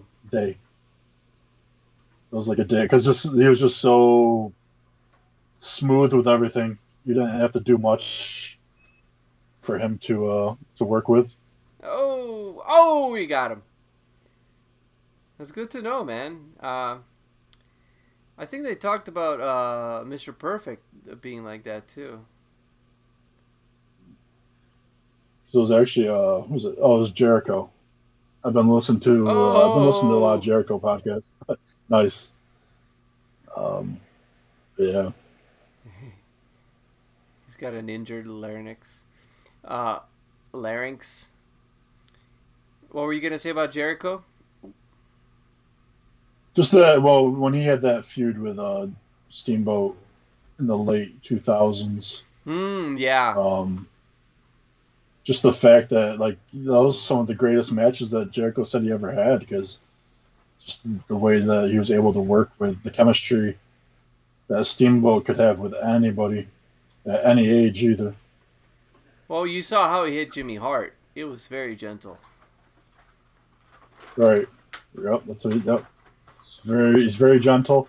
As hard as his things might seem like they're hitting, like his chops and slaps, nothing hurt. Yeah, there's a reason he had the IC title then. He was the worker. Yep. Oh, nice. Kicked him right there. Let's go for that DDT. Going for the shake, rattle, and roll. Oh. He just Ric Flaired. Ricky Flair. Crispy Card says, I had the older ring with the red, white, blue ring ropes. Yes. Oh, yeah. That's what I was... So when I was doing the background for our videos, you can see actually right in the corners there's turnbuckles. I moved them out of the way, but you see right on the edge of the screen, at the bottom of the screen, I don't know if you can see it on YouTube, but there's a red rope, yeah. Yep. Yeah, I had to move us down a little bit so you can actually see what we're talking about. Oh, nice. There goes Jimmy Hart again. Did every time... Oh, he got him. He held the rope. That's how he got it. I see. He held the rope. Yeah. And again. Look at Howard Finkel. Just the...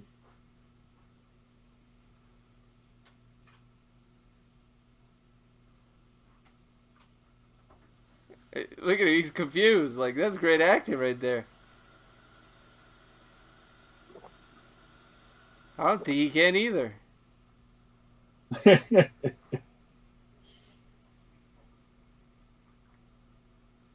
He just took right off. Where's his suit? Jimmy got it? They just give it to whoever. Yeah, Steamboat doesn't know what happened. Yeah, we just came right back. Yep. They got to check the replay. Oh.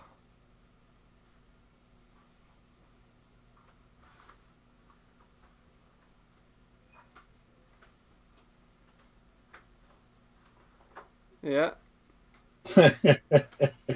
That's difficult to do. That's difficult to pull off. The fact that they pulled it off, and it looked like it didn't look smooth. It looked like an accident, which is perfect. Exactly. That's what it's supposed to look like. Exactly. That's awesome. Yep. So this is the match. That was when Honky Tonk won the title. And he wasn't going to drop it until the Ultimate Warrior, right?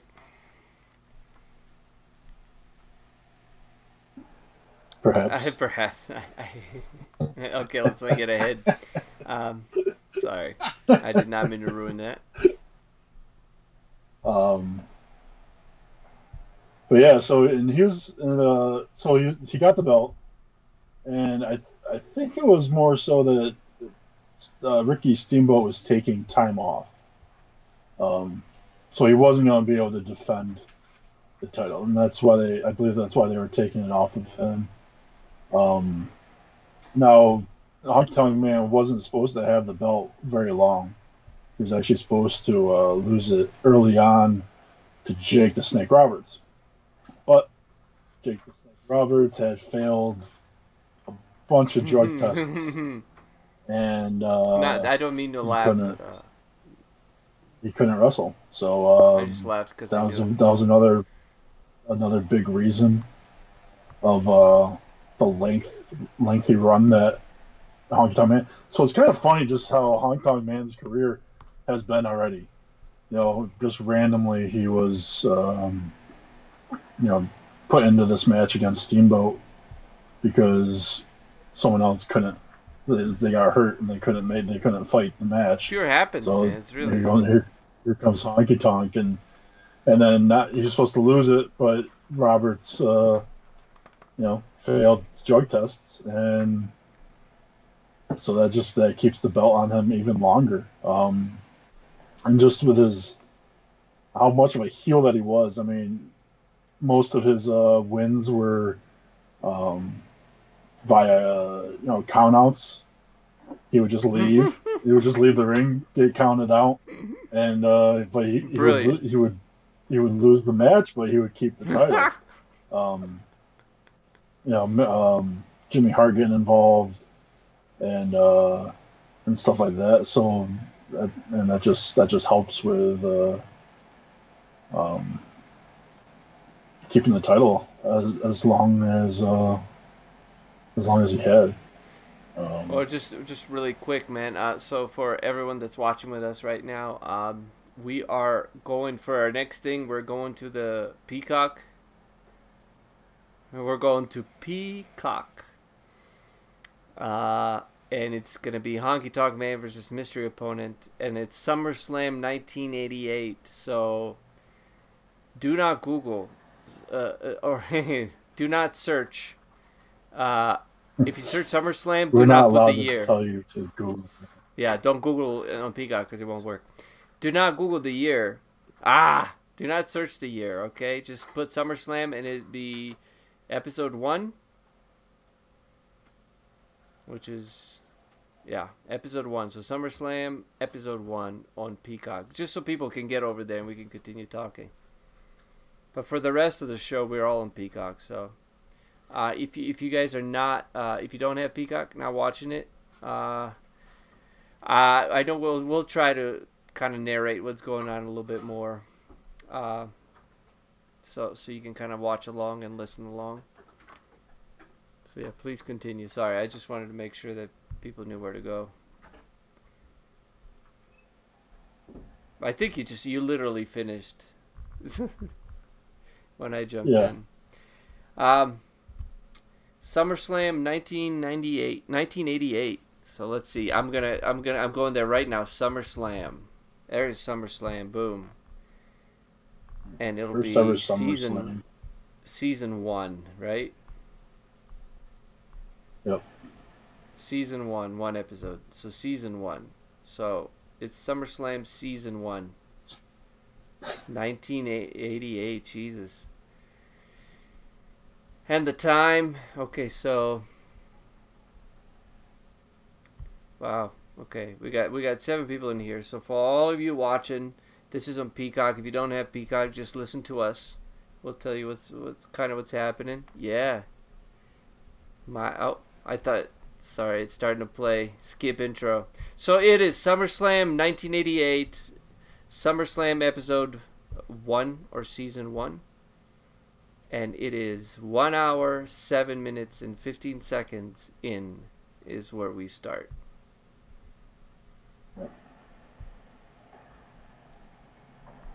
Which this. I know we had talked about potentially watching like old pay-per-views and. Yeah. Like just something like this. Something like this would be perfect to watch because like I pretty much almost watched the entire pay-per-view when I was going through picking out matches, and then I just kind of let it play and I just listened to it. I'm like, man, this just goes way back. And like right before this, there's an awesome promo with Brotherly Love and Hacksaw Jim Duggan, and yeah, it was just so much, so good, So fun. All right, well, we will. We will on Sunday nights. We will start also watching pay-per-view. So, but do stay tuned until the end of the show. We'll tell you what's going on next Sunday, and I'm telling you, it's gonna be worth it. Coming to watch Putting Over Profile this Sunday. And next Sunday, it's gonna be. You're gonna want it. You're gonna want to see it, dude. I'm telling you, you're gonna want to see it. It's something unusual. It's gonna be something very interesting and unusual. So. Something unusual for the long. So we are on Honky Tonk Man versus Mystery Opponent. It is the Intercontinental Championship match. It is SummerSlam. 1988, but on Peacock is SummerSlam season 1. Okay, and it is 1 hour 7 minutes and 15 seconds. It is if you're looking on that bar, it's almost in the middle. So yes, I will put down the time I said that. It is. We are at.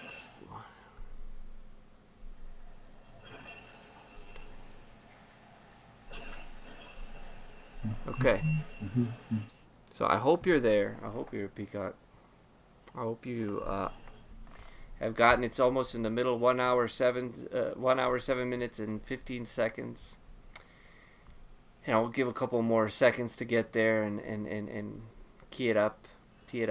I just want to say, dude, I just kind of clicked randomly where I think it would be, and I landed on 1 hour 7 minutes and 16 seconds. Oh, that's way too late. Just randomly, Man. 1 second off, dude. Come on, just randomly clicking and getting 1 second within 1 second. Come on.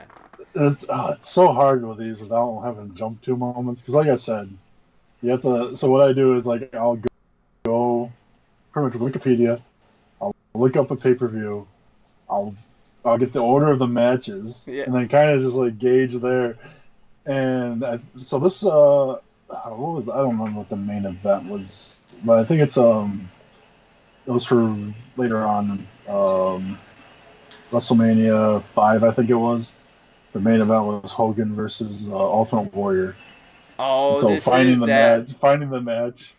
Oh my god, that match was like 28 minutes long. But and the thing is, like I was gonna mention also about watching the pay-per-views is watching these pay-per-views back then, it was just boom, boom, boom. 7-minute matches, and then go on to the next match. I like that. And they could have like 15 matches in a pay-per-view, and that's still shorter than the pre-show. of now. Yeah. Like, It's difficult, and even during the Attitude Era, they didn't really have long matches. I mean, right, some, but rarely, and you get used to that kind of like quick, like come in.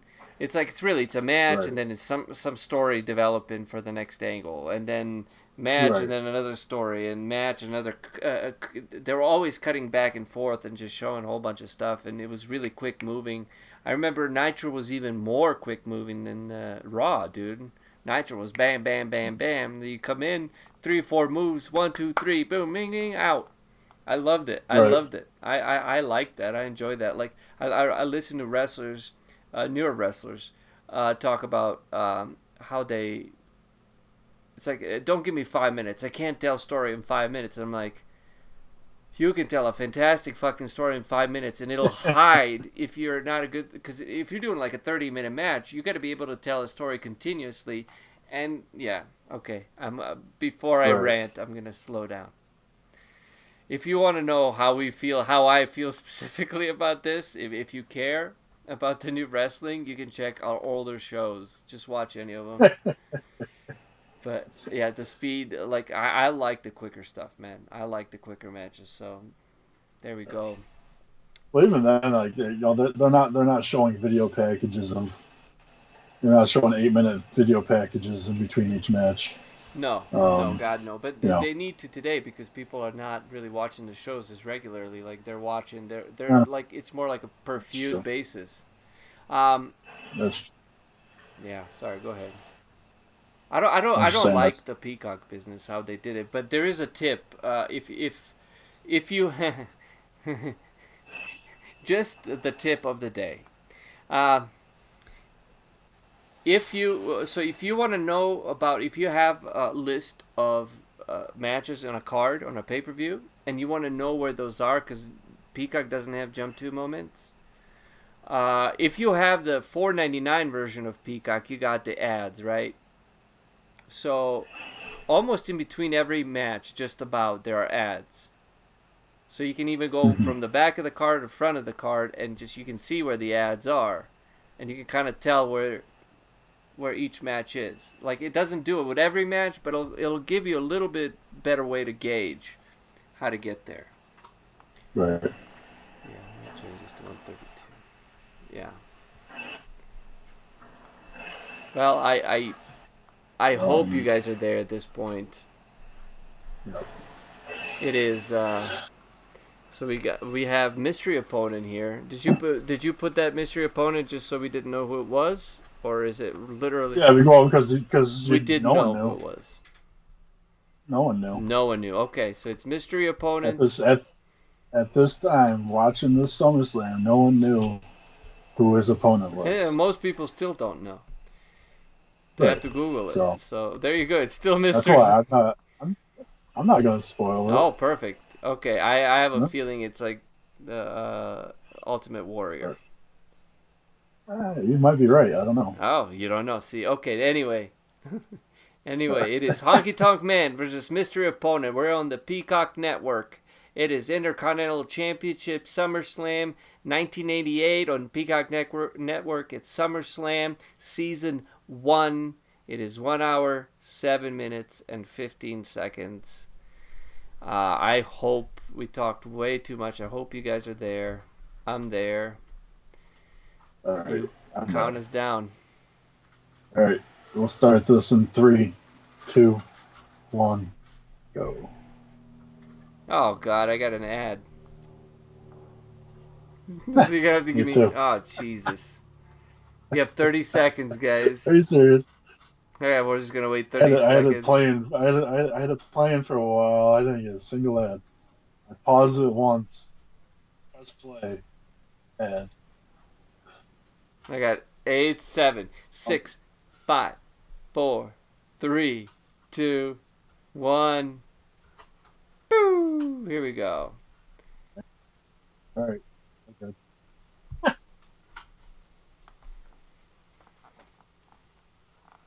Is that Bobby the Brain? Oh. Uh, uh, uh, uh. Wait a minute. Who is that? Where? Dino Bravo! Holy shit, dude. This is the first time I've ever seen Dino Bravo.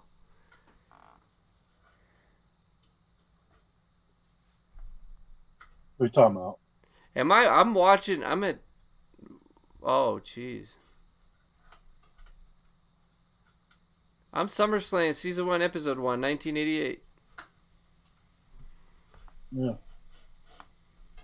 Well, you shouldn't have Dino Bravo. I should have an umbrella. No, this is Dino Bravo versus 107. I jumped to 115 for me. Oh, Jesus. I'm sorry, guys.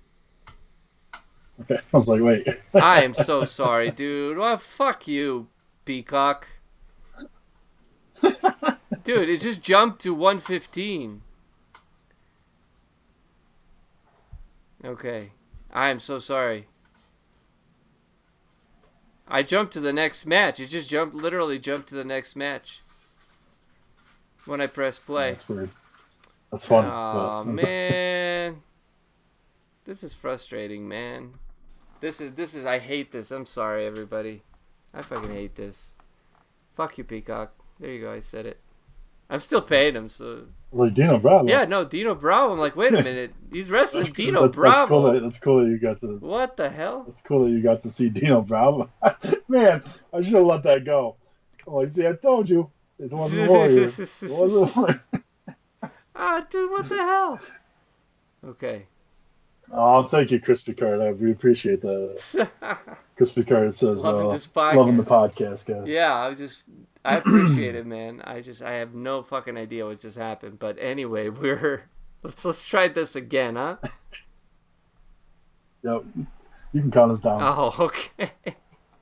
I feel like it's I feel like it's like you fucked up. You count this, bro. I don't know what the hell you are. You're watching Dino Bravo and shit. All right, dear Peacock. It starts in an F, ends with U. I hope you get better, though. I'll give you a chance. But I'm looking for YouTube wrestling matches. All right. Okay, guys. In 3, 2, 1, play. All right. This is SummerSlam 1988. 1 hour, 7 minutes, 15 seconds. And it jumped to 1 hour. Okay. I jumped 5 seconds ahead again. Here it comes. Continental Championship. Scheduled for one fall. Yeah, baby. And we got with his manager, Jimmy the Anvil Hart. Honky Tonk Man. The Honky Tonk Man. The Honky Tonk Man. Alright. So Honky Tonk, for those of you just listening to us, Honky Tonk Man is wearing a red jumpsuit. And you might see him like his more official shots. He's looking sharp. He's doing that same dance. Look at those hips. Moving those, yeah. I don't know what's going on, man. My computer's freaking the hell out. It's making Big D small, then it blows him up again. But if you're watching, he's wearing that red jumpsuit, his iconic red jumpsuit. And he's doing that Elvis dance with Jimmy Hart. Jimmy Hart's like, he looks like a mariachi. Doesn't he look like a mariachi? I guess so, yeah, a little bit. He's got that bolo tie. All right, here's the opponent. Who is it? We have no idea who it is. Even Howard Finkel doesn't know. Well, if Howard Finkel doesn't know, who doesn't? Who knows, man? He said he'll wrestle anyone out here. We still don't know who it is. It's quiet. Everybody's waiting. Everybody's waiting with anticipation. Who is it? Come on. They're still waiting. They're showing Honky Tonk Man. Earl! Yeah, Earl with hair. Oh, I called it. I fucking called it. Uh-oh. Oh, shit. Uh-oh. Honky Tonk Man's changed his mind. Goosebumps. It is the ultimate warrior. Here he comes. Boom. This is going to be a short match, ladies and gentlemen. Oh, jeez. Oh shit! Everybody's on their feet. The Warrior is It's just going fucking running crazy. wild. Even Earl Hebner is just dancing back and forth, doesn't know what to do. Jesus.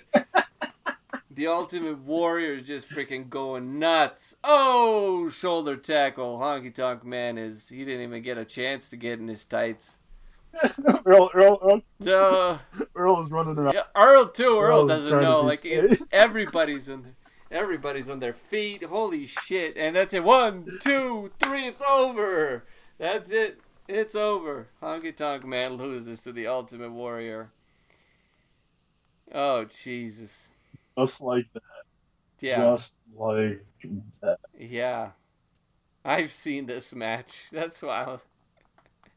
I freaking hate Ultimate Warrior for this shit. But you can't fault him, though. You can't fault him. Look at the people were going nuts, man.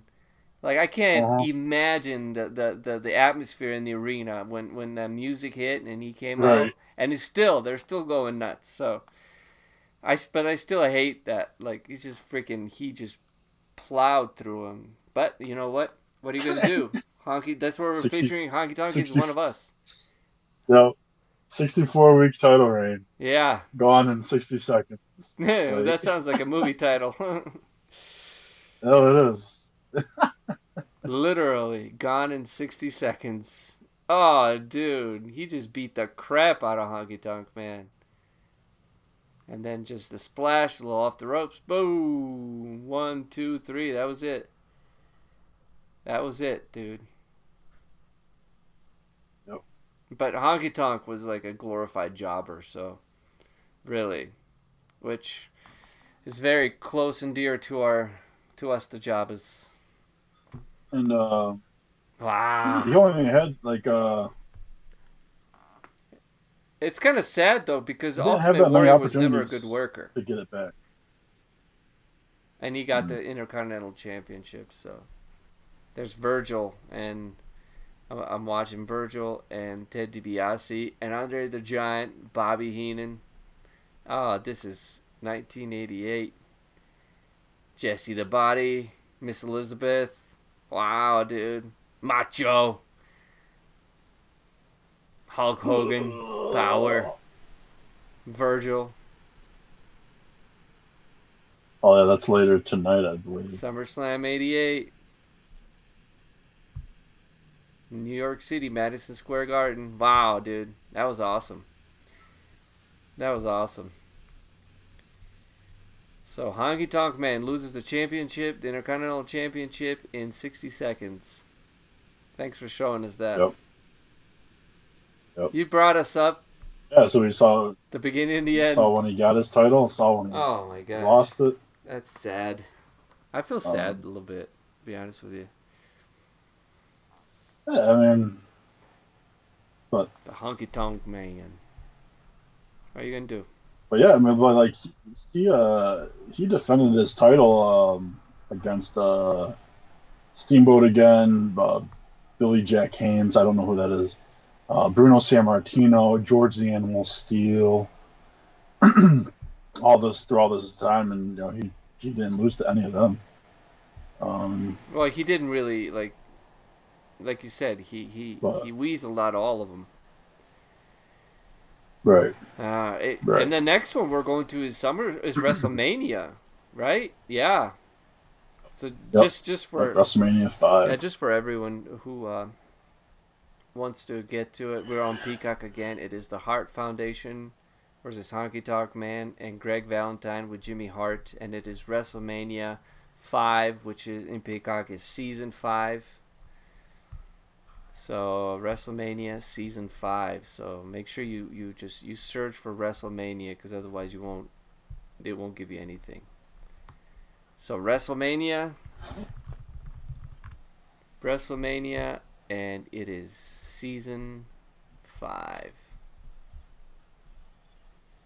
There it is. Oh, sorry, this is the Hogan Savage. The Hogan and Savage match, yeah. Yeah, they're really working hard trying to get, yeah. Hogan Savage. And where are we at on the time code? We're on the time code. We are at 2 hours and 31 minutes exactly. All right. So I'm going to say that's there. I can't judge it because if I click on the timeline... okay. It's just complaining. If I click on the timeline, it's just frustrating because I have to watch ads when I click on the timeline. Well, I could tell you where it's about. So I already have it set. But it's right before the second to last dot. Before second, so third to last? No, right before the second to last dot. Okay, right before it? Okay. Yep. I bet you should get sensational Sherry.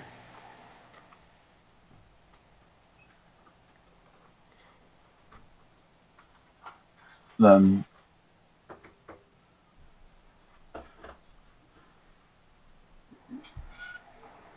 is it 2:18? You got Jake the Snake coming out.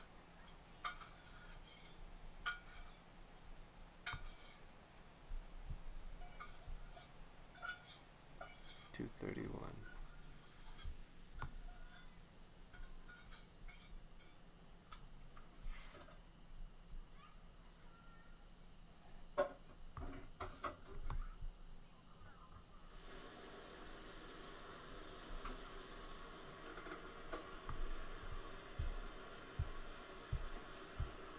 Okay.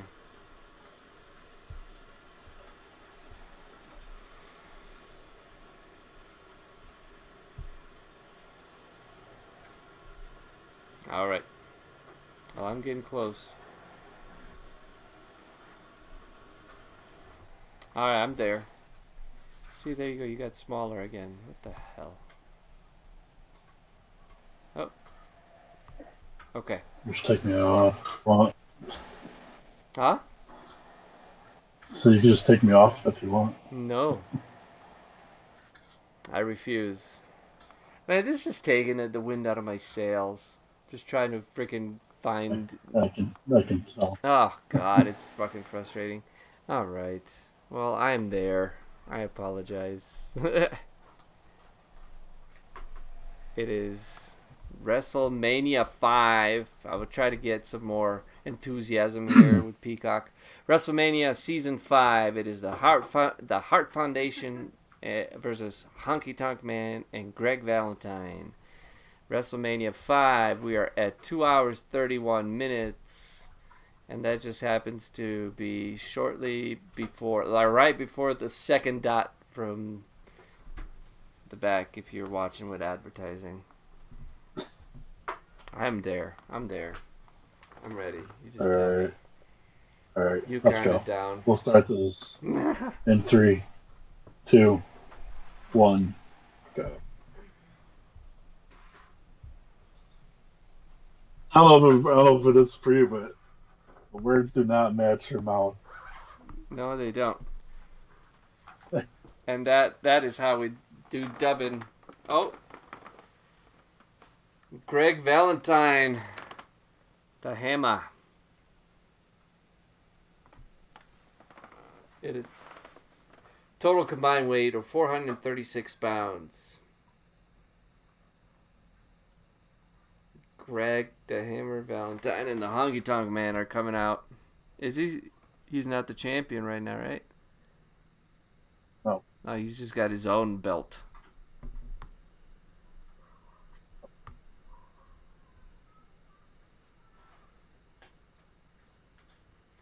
Man, between the two of them, they just glitter like a 5-year-old party or something. I was always a big fan of Greg the Hammer Valentine. Yeah, he's talked some smack, man, but for some reason I keep thinking that I have an ad. Do you have an ad going on right now? Because I just got an ad. Yeah. All right. Well, dear people, I apologize. I guess the Jawbers are cheap.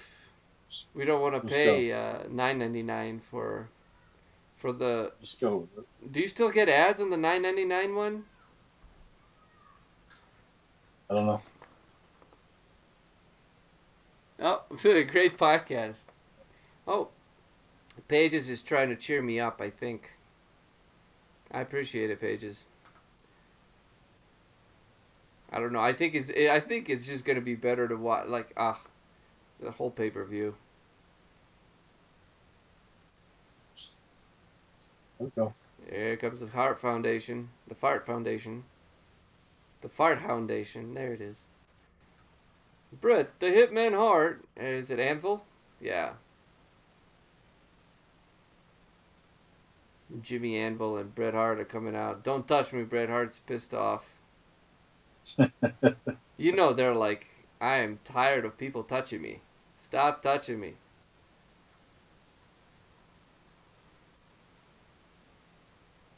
It's like walking through that, so that they were walking out from one of the like they didn't really have a ramp or anything during that time. They were literally just walking out from one of the exits. But it's funny. It's like it almost feels like they're slapping them. It's like they're prepping them. Like as you walk through the audience, they're all slapping you.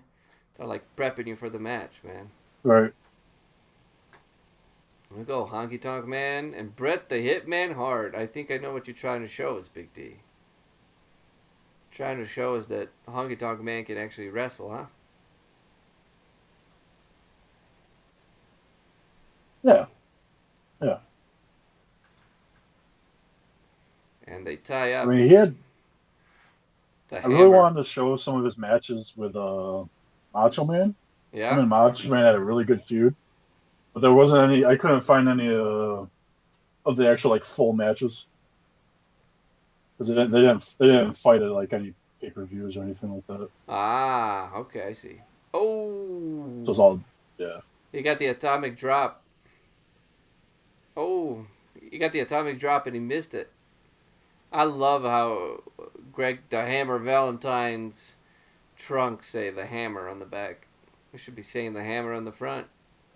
That's what I would put the hammer. It's more like a nail, but fuck it. Oh, Greg the Hammer. What's so hammer about Greg the Hammer? I'm wondering. His I believe it was his elbow, or like, I think he focused on his elbow or something. And I was like a hammer. Yeah, Bret Hart is back in the ring, punching Greg Valentine right in the stomach. He's got him for a little backbreaker. The excellence of execution. Oh, that was a good miss. That was there's the elbow. Boom, right on. That's it. That's what they call him, hammer, because he comes down on you like a hammer. They should call him a gavel. All right, come on, ref. Jeez. Oof. They're teaming up on Bret the Hitman Hart. Big D keeps playing with us. He just goes small, then big, then small. The hammer. Okay, come on, ref.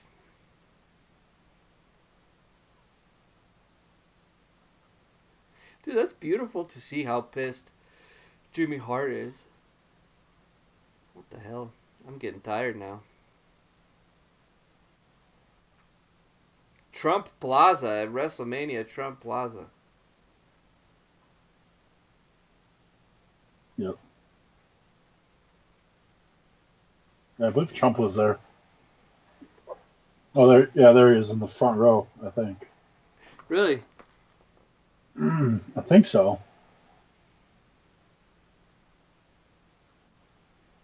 Yeah, I see him. All the way to the left. Yeah, I see him. Trump is on this show. I feel like you can't escape fucking Trump, man. You just can't. No, you can't. He's just everywhere. Oh my God! Greg just got an atomic drop on. Oh, dude, he just jumped and like nailed Bret Hart in the balls with his forehead. That's being comfortable with your masculinity right there. He's like, I'm gonna jump and I'm gonna land face first in this man's crotch, and that's gonna hurt. Haha, that's awesome. That's That's a shake, rattle, and roll. Yep. He just hit it on Bret Hart. So shake, rattle, and roll is kind of like Sister Abigail. It's more it's just a swinging neck, like a swinging neck breaker. Yeah, neck breaker. He hit him, but yeah, he just dances. It's really not that. It's really not that devastating of a move, but that's like his signature move. That's his thing, baby. That's his thing. And Bret Hart kicked out, of course. You got to protect that finish. I keep listening.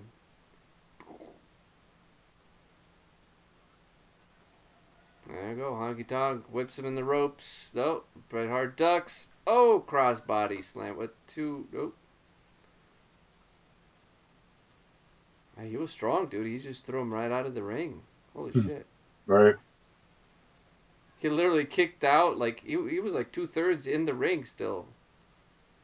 And he kicked out. He like just threw Bret Hart right out, dude. Right out. Like, what the hell?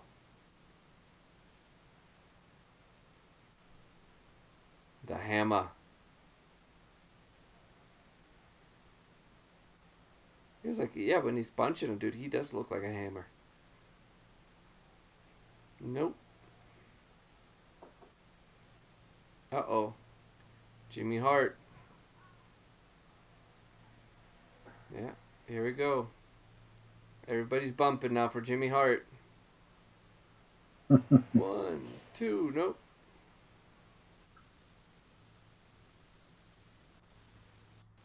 Yep. Greg Valentine reverses it off the ropes. Boom! He misses 2 clotheslines, dude. Oh, Jesus. Oof. That was a rough clothesline. Oh.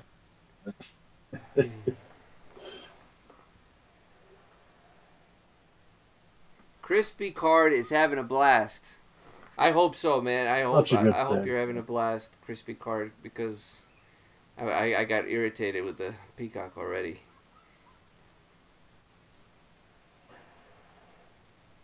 I mean, it's whatever. It's not their fault. They're trying. They gotta translate the whole library from the WWE network. They gotta translate it. Well, not translate it, but they have to put everything on their servers, and they have to do all the visual, all the stuff, all the pictures, and you can tell they're a TV company because they're still in seasons. And it's really more like movies, like Rambo 1, 2, 3 type of thing.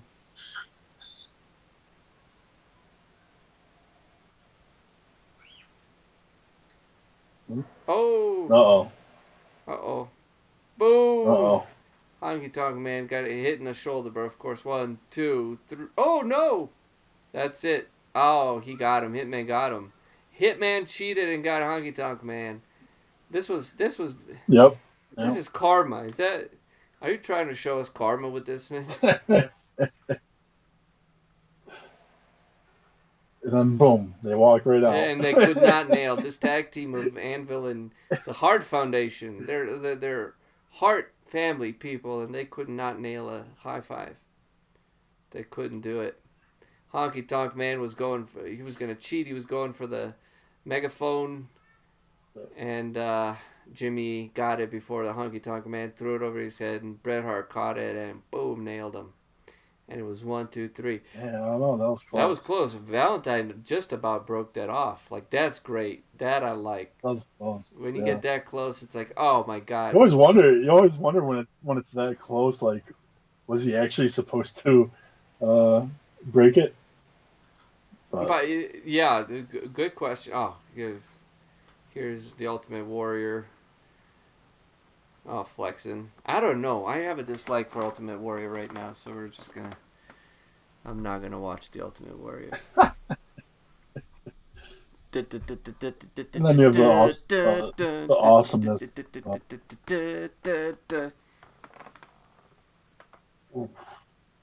Ravishing Rick Rude. Loved Rick Rude.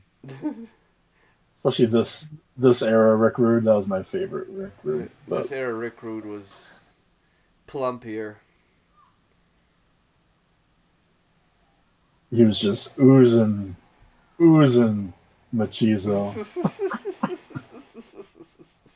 But yeah, so It was. that's good. So yeah, so that just kind of showed, like I said, a lot of Honky Tonk really didn't have like great matches or even like long matches. Or he had a really good feud with Macho Man, and there are videos out there of him and Macho Man, but they're not. They're horrible quality, and not like complete matches. There was actually a 3-part match that I really wanted to put on here, but part 2 was missing. Like there's no part 2. It had part 1, part 3, no part 2, and I'm just like, that is the downside of YouTube. well, I'm not gonna put part 1 and 3. Nah, I have to. It was actually funny because coincidentally, in that match, the Hart Foundation were heels at that time and helped Honky Tonk beat Macho. But they, you can still check those clips out. But that really showcased that was the Honky Tonk in the ring as well. So this kind of did. So now at this point, him and Greg the Valentine, our tag team. So our next segment, if you want to head over to WrestleMania Season 6. All right, let's get to WrestleMania. That'll be our next spot. 2 minutes and 33 seconds, so you can get there. Now this is the Warrior Hogan Mania. And I'll give you a general location of where it is because it automatically resumes. So like I was already at the spot, so like it gives me an option to resume. Well, so it's gonna be after the last dot, but time code on this 2 hours 33 minutes. So. Yep. So it's right after that last dot. All right. Well, let the ads pass. Well,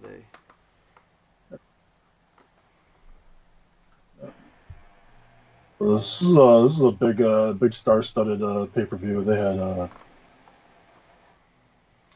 they talked to Mary Tyler Moore right before this match. There's like a bunch of Hollywood stars at the time. Who is Mary Tyler Moore? It She's doesn't matter who. Sorry, I had to. Don't be upset. I know you're not. I know. Well, I thought it was a real question. It was, but then I realized that I could say it doesn't matter. Oh, okay. Yeah, who was? Yeah. Who was Tyler? So this is now Rhythm and Blues. That's right. So this is Valentine, Dog Man and Greg Valentine. But Greg Valentine has now dyed his hair from blonde hair to black hair. Which he wasn't a big fan of the change. He was but always blonde. Yep. They gave him, so they made it look more like a tag team. They weren't really sure what his name was going to be, but they kind of compared it to like Elvis and like a Roy Orbison kind of duo, and it was actually I believe it was Ravishing Rick Rude that ended up naming them Rhythm and Blues, which is a perfect name. So yeah. But they so this is a tag team, and this isn't a match because they didn't really have that many matches. They weren't really they were never given the shot to become a legitimate tag team in the company. So which was really unfortunate because it could have they could have been. They feel like if they're given the time and given a shot, they could have been in the talks of one of the best tag teams in wrestling. Damn it, that's high praise. Shit. Yeah. Okay, Yep. so but we're gonna see that right now. What's we're that? gonna see that. We're gonna see that right now. Yeah. Well, we're gonna see Rhythm and Blues. Yes.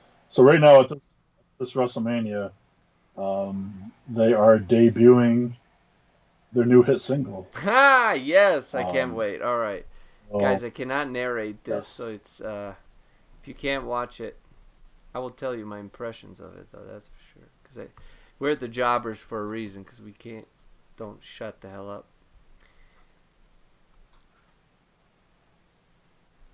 But yes, I am ready whenever you're ready. I hope everyone's there. All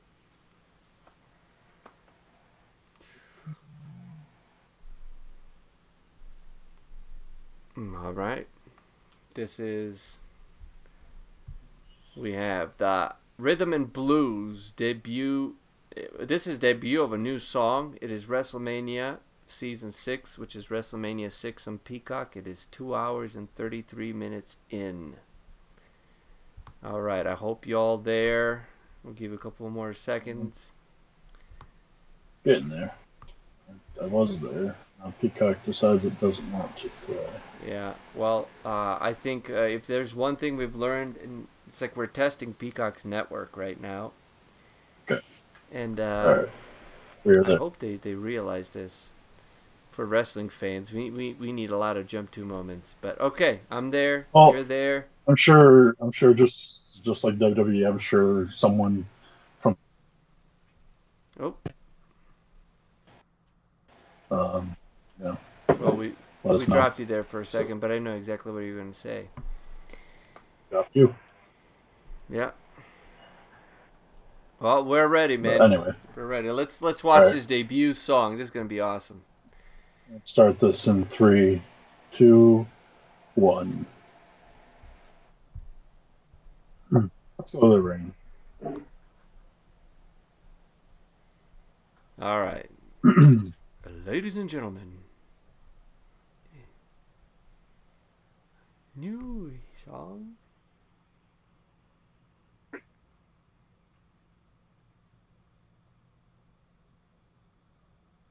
And blues. Here we go. Fun little fact.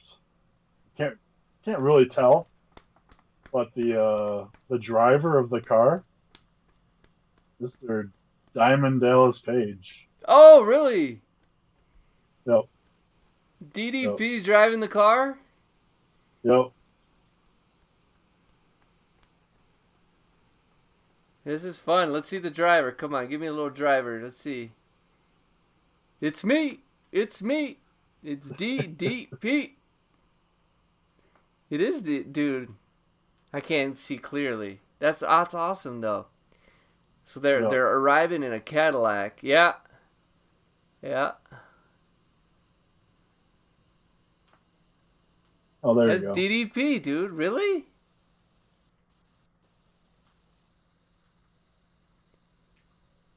So DDP was... Yeah, it sure seems like it. Sure seems like him. No. No facial hair. Nope. But he's got those earrings. He's got the DDP earrings. Yeah. Greg the Hammer Valentine has got a guitar.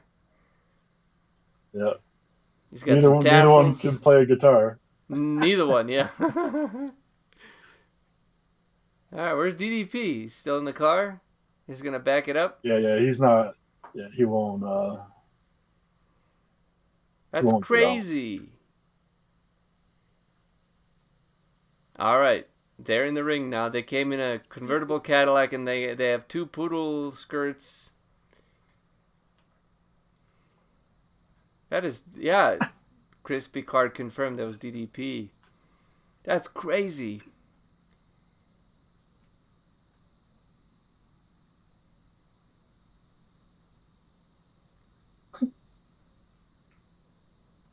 Honky-ets.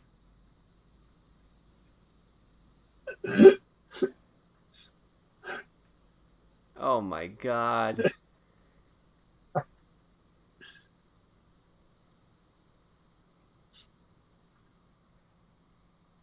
It's like a 50s rock thing.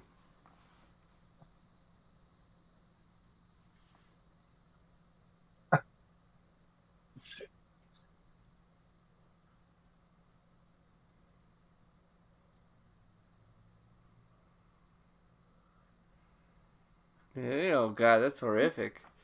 It is so bad. It is.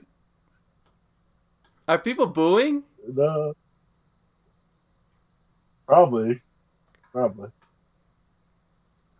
I would be booing right now. That's how bad it is. I'd be booing. He has no idea how a guitar works, does he? I know because I play Guitar Hero. That's all. That's all part of the gimmick.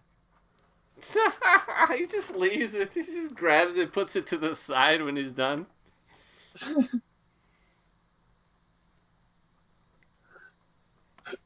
We need the honky love. You got to have some honky love. And the girls are singing in the background. They're in the poodle skirts and whatever, that 50s era bullshit.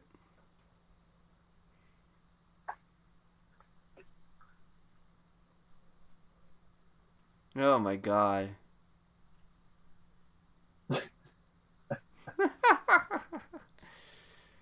This totally makes him like even worse of a heel. Right. Exactly.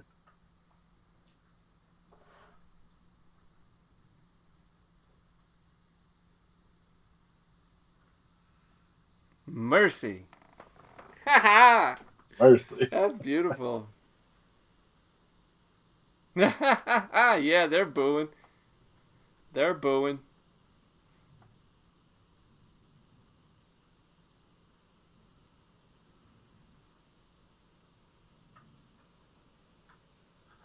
Oh, this is the Bushwhackers.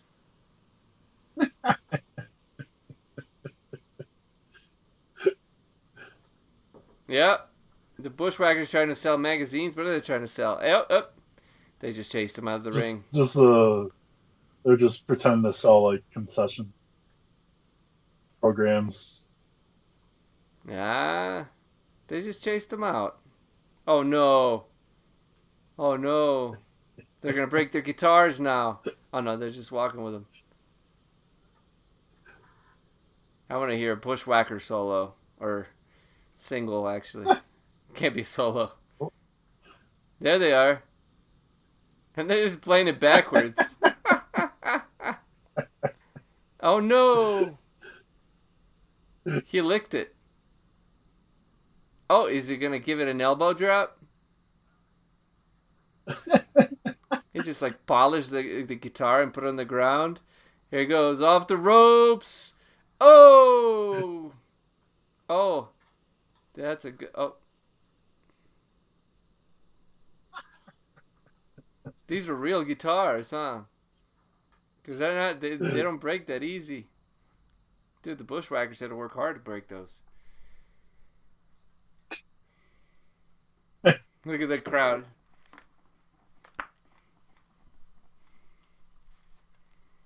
Oh, jeez.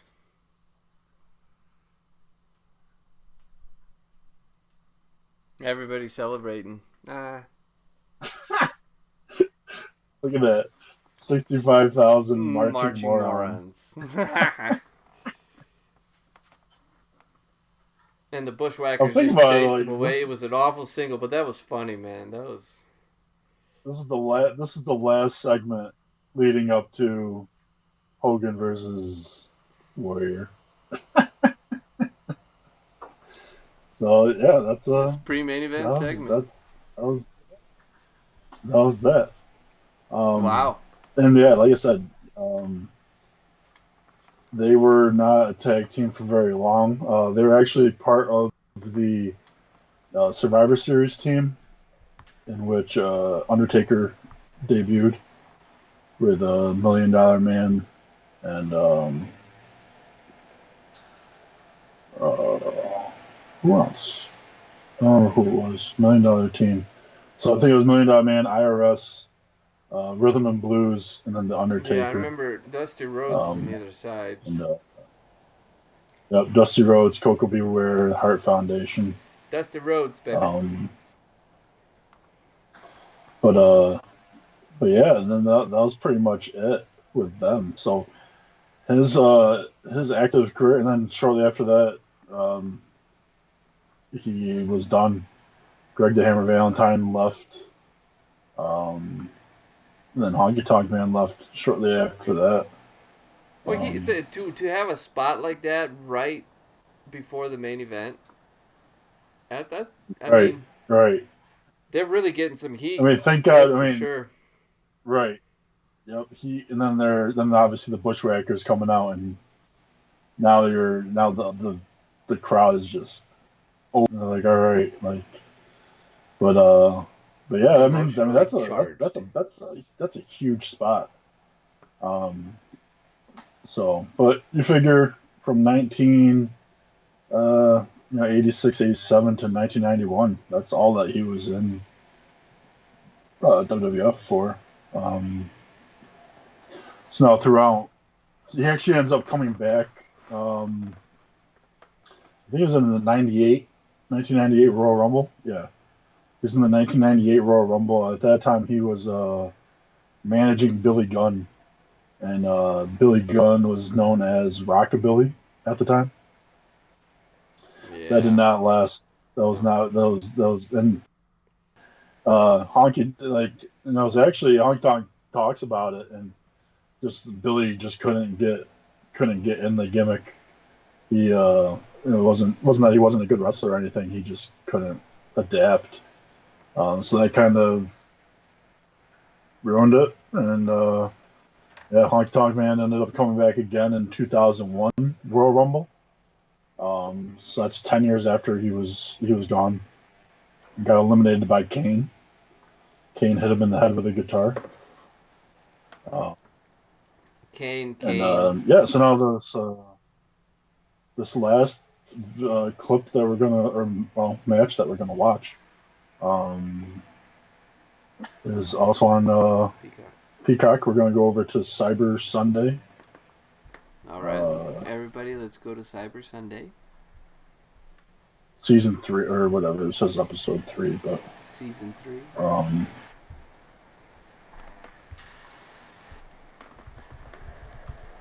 Now, so leading up to this, now Santino Marella has the Intercontinental title, and all of a sudden he starts having the it's like the honky meter, I think the honky meter, and it was a meter to show, Honky Tonk Man's reign as IC title holder.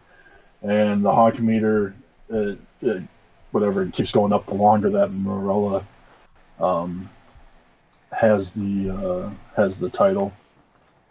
He started the countdown after he had the title for I think 3 weeks. So he still had like 11 months to go, but he started the honky meter, and Santino Marella, he was so good. So he ends up challenging.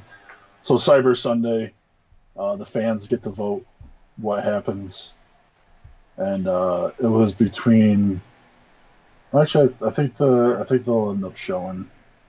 I think it ends up showing who the choices were. But we're gonna go to 55 minutes and 15 seconds, which is one, two, three. It's right at like the fourth dot. Actually, wait, I'm gonna correct myself. It's right after the third dot. Right after the third dot is about the 55-minute mark. Yeah, for me it's in the middle, like before the third dot.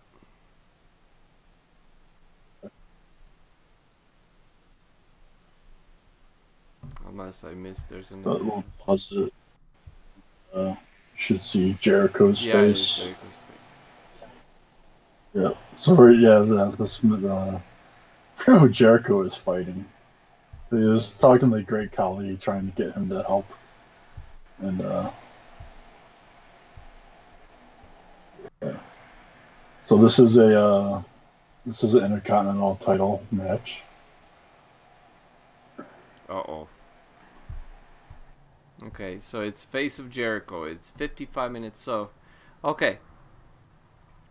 So we're at Santino Marella versus Honky Tonk Man Intercontinental Championship match. It is Cyber Sunday 2008, which is season 3. And it is at 55 minutes and 15 seconds. Yeah. Now, this is the first time that Honky has an opportunity to wrestle as a fan favorite. This is kind of another like little key of this is the first time that he would be considered a Oh, wow. face, uh, and being Honky Tonk Man at the same Oh, time. dude, I can't wait. And so yeah, Santino Marella, his intention is to break the Intercontinental title reign at 64 weeks, and then he starts a honkometer, and Honky Tonk Man had no idea this was even going on. Someone had come up to him and was like, "Hey, do you see what WWE is doing?" And with this honkometer, and he's like, "No, I have no idea." And he's like checking it out, and he's just like, "Man, I don't know if this is I don't know. Like, I don't know if this is a good thing or not." Like, and he kind of he like had to think about it. And he got on board with it. He's like, "All right, this could be something." And worked with Santino Marella, and he has nothing but good things to say about Santino. Um, That's and fantastic. I'm excited. I'm really so excited yeah, for this, dude. I'm really excited for this. I'm ready. I'm there. I'm queued up. I'm ready. and okay, we'll start this in 3, 2, 1, go.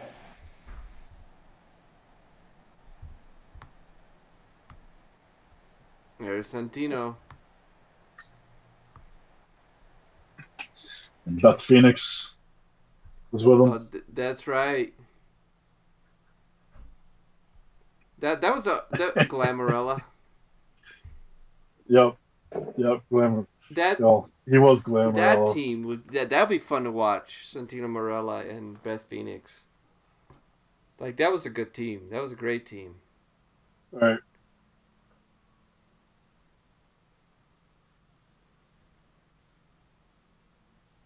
Cause he dressed in a girl's outfit and uh, really messed with Beth Phoenix at Royal Rumble. I remember that. Yep. Santina. It was Santina. It's Thank you so much. it's so good. Are they tag team? No ways. He's Okay, they do Intercontinental. show. I see. Honkometer.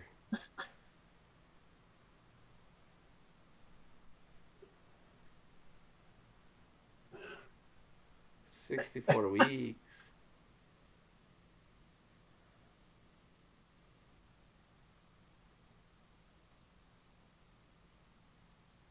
Oh, He's been 11 weeks, dude.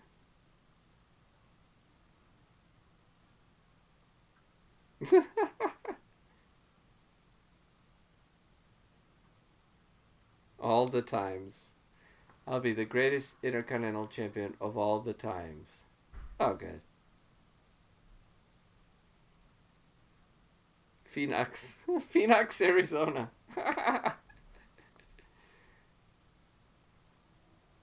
The has-been capital.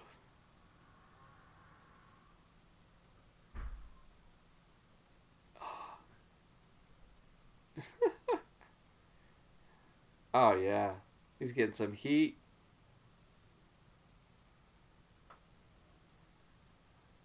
Shazam O'Neal. Oh. Oh, no. No, we lost Big D. Everybody hang on. We lost Big D. Moving right along. Uh-oh. Uh-oh.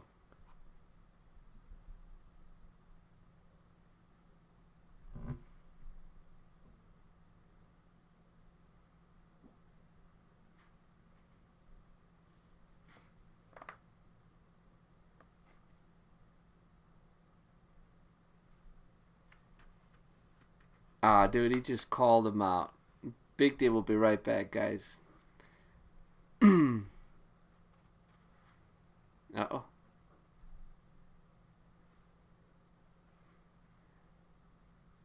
Uh-oh. Rowdy Piper. Oh, no.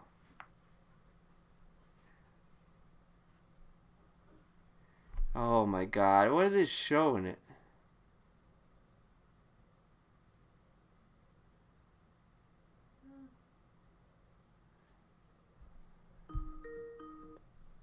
Of course. Yo, yo. Yo, yo. Big D's back. We're still going. We're still going. Yeah, that's fine. Storm knocked my network out for a second. Lance? Sure. This would have been much better, bigger pop had they not had the guys, like, for them to vote. Right. And it's like a big blackberry. That's awful. You know how old this is? What timestamp are you at? I am at 59:34. Oh, sweet. He's walking. Cool. He's walking the ring. Dude, that would have been much bigger pop had they not even asked people. I was just like, who's gonna face him? And boom, it's Honky Tonk Man, dude. That would have been, the pop would have been fantastic. Right.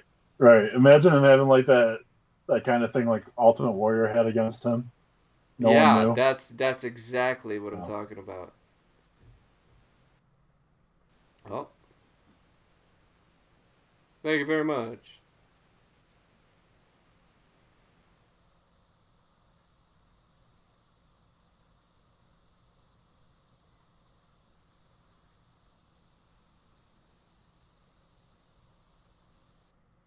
Oh.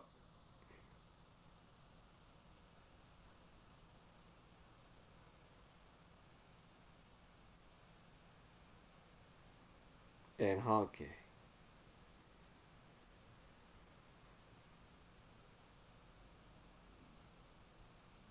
Uh-oh. You can't wrestle.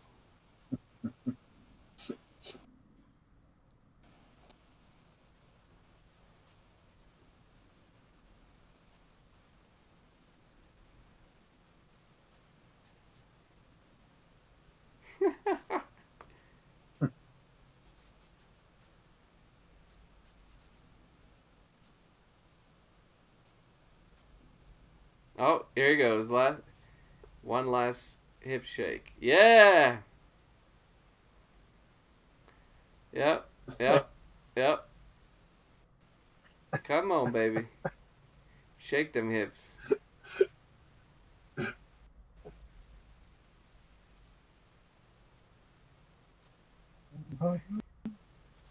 He's trying to get him to dance with Santino. It's not happening. Oh, he's gonna nail him, isn't he?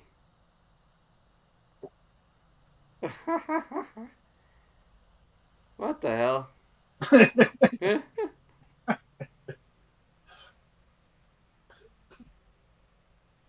Oh, he just punched Honky Tonk Man. Oh, shit. It's on now, ladies and gentlemen.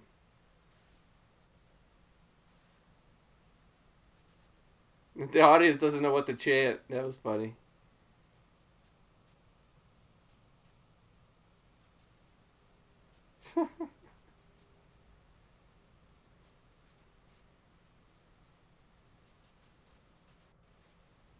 Oh.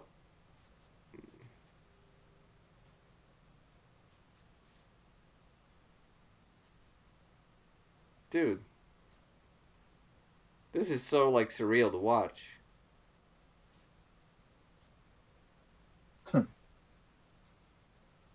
Oh. Honky Tonk Man is out. He's taking his... He doesn't have Jimmy Hart to help take his suit That's off. right. That's right. He's finally figured it out. It's a singlet that ends in pants, in Elvis pants. And he's got that headlock. Ooh, tackled him.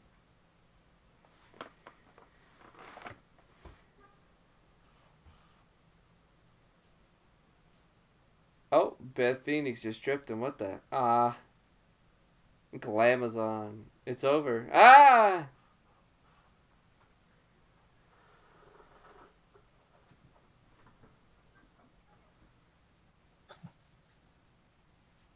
Oh my god, dude. You stupid woman. You ruined my match.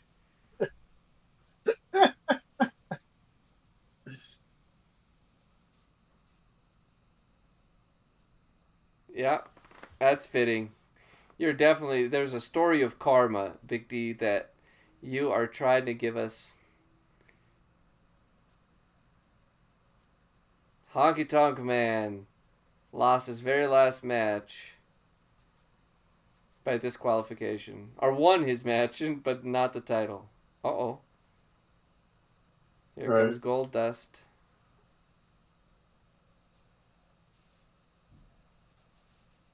Oh, here comes Goldust too. It's so freaking weird to see a Blackberry though, bro.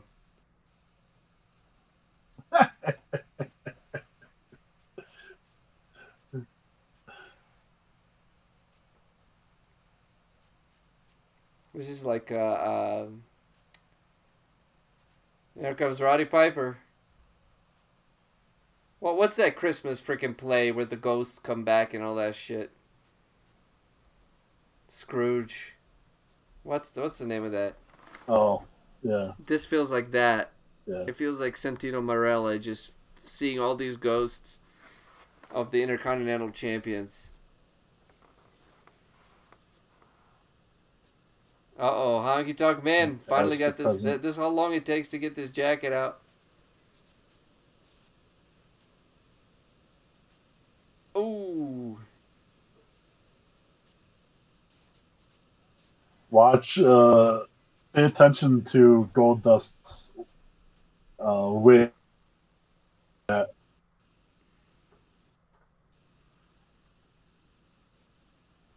We're watching the wig. Shake, rattle, and roll. Yeah. Oh, yeah. Oh! Haha.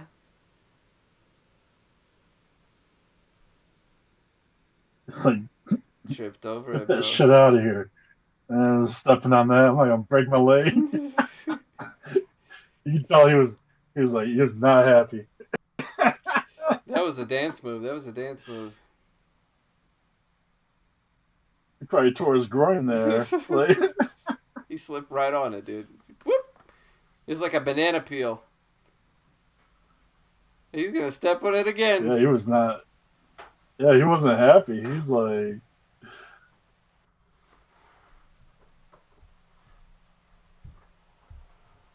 But You yeah, you that's brought it. us full That's circle, man. that's it's kind of like it's pretty much like the last time that we see him, but on WWE. But um, he got inducted into the WWE Hall of Fame, 2019. Yeah, 2019. Inducted by Jimmy Hart, which was cool because I didn't mention it earlier, but when he came up in wrestling, he was trained by Coco Beware. Really? That was his that was his trainer. And when Coco Beware went into the Hall of Fame in 2009, Honky inducted him inducted Coco into the Hall of Fame. That's good to know, man. Wow. Yeah. Yep. But that was like full Yeah, and full circle back, man. circle. Yeah. Yeah.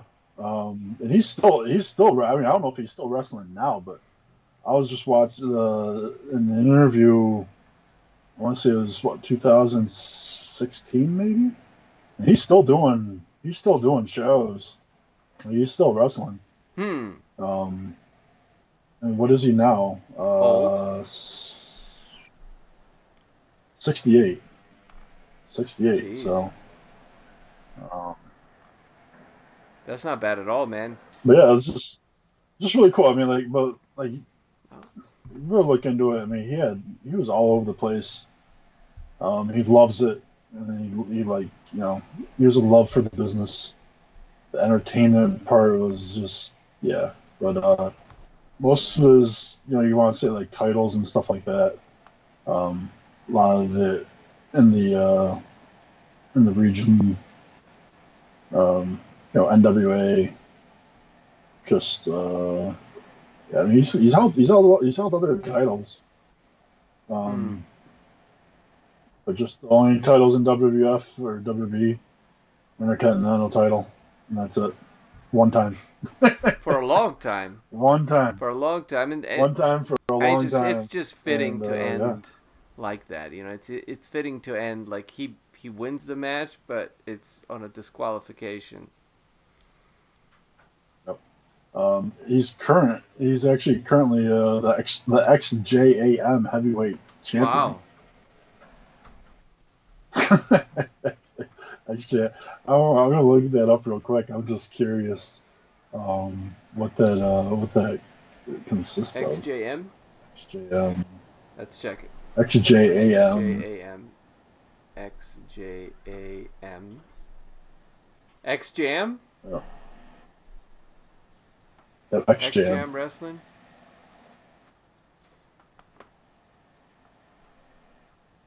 XJam Fortnite East? No. I don't know. Can't be current if it's ended. I don't know. I'm not sure what that means. I don't know. Google on my iPad, so. Oh, but anyway.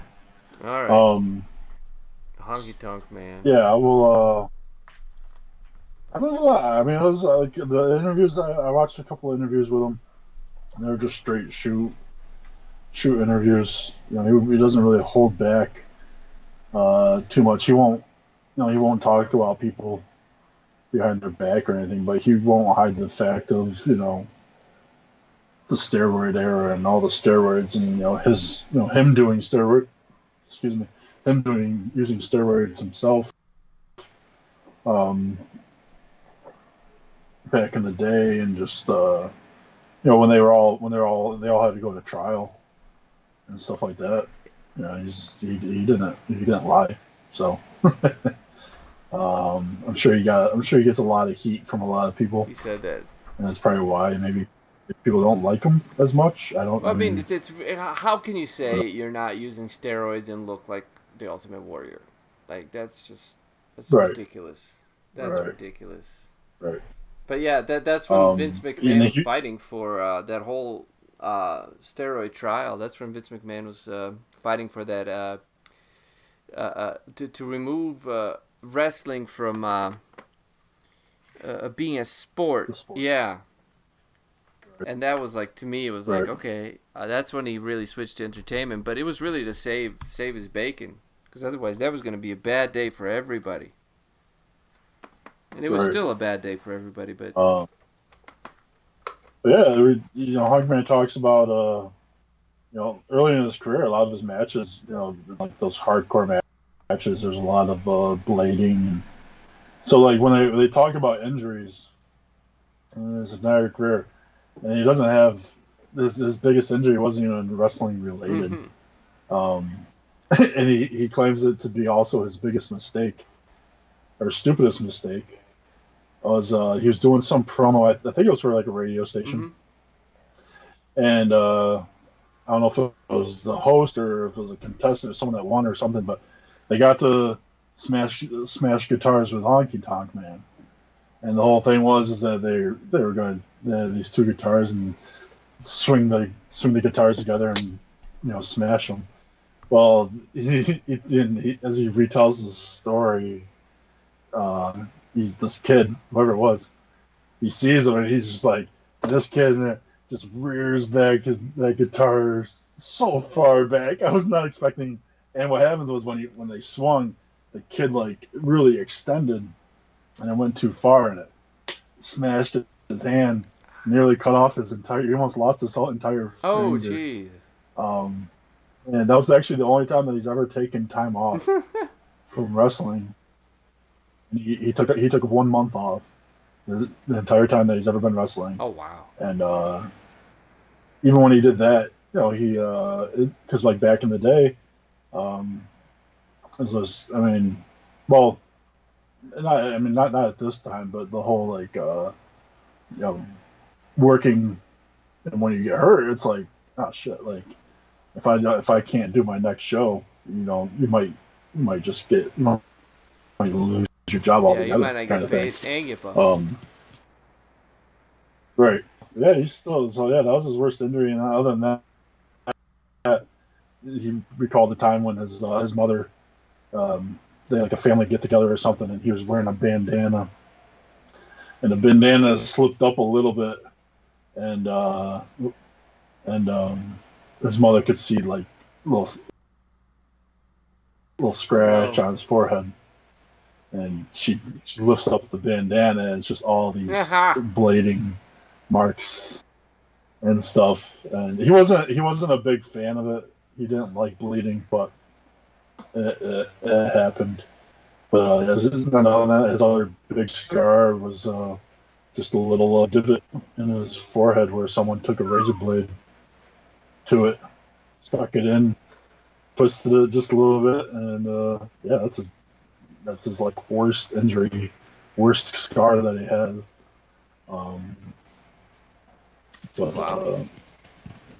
Yeah, definitely check out his.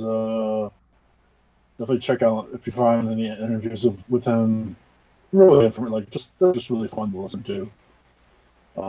Just someone that's in the business and just was in the business of that era was really cool to listen to, and just like, yeah, it was really cool. So again, another guy who I guess he's very jobberish.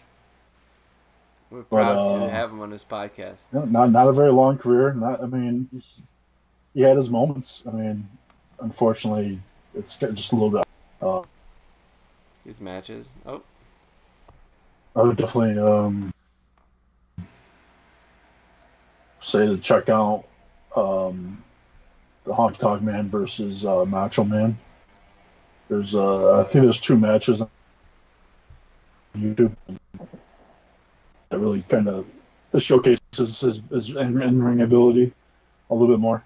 But yeah, I had fun. Well, thank you so much for putting this show together, man.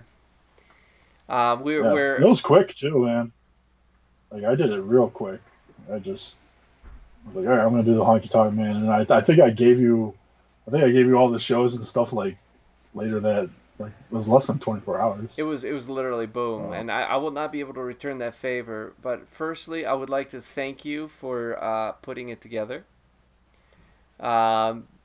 every week we alternate putting together shows. So right now, I apologize if you guys are if we're skipping a little bit because our internet went down for a couple of seconds and it's right back up. I don't know what happened. Whatever hit me is going west, I guess. Yeah, it's freaking bullshit. Um, uh, Firstly, I enjoy how you brought it together, man. I enjoy how you started us out. You started us with a win, and then we went straight to the loss, and then we went right back to. We karmically came back, which is I thought it was pretty fucking funny.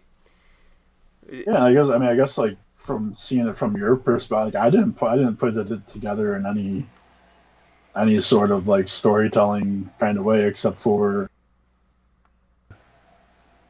this is when the concession stand brawl, which is something that not many people know about, that he was a part of, that people do talk about. It's like one of those things that people know.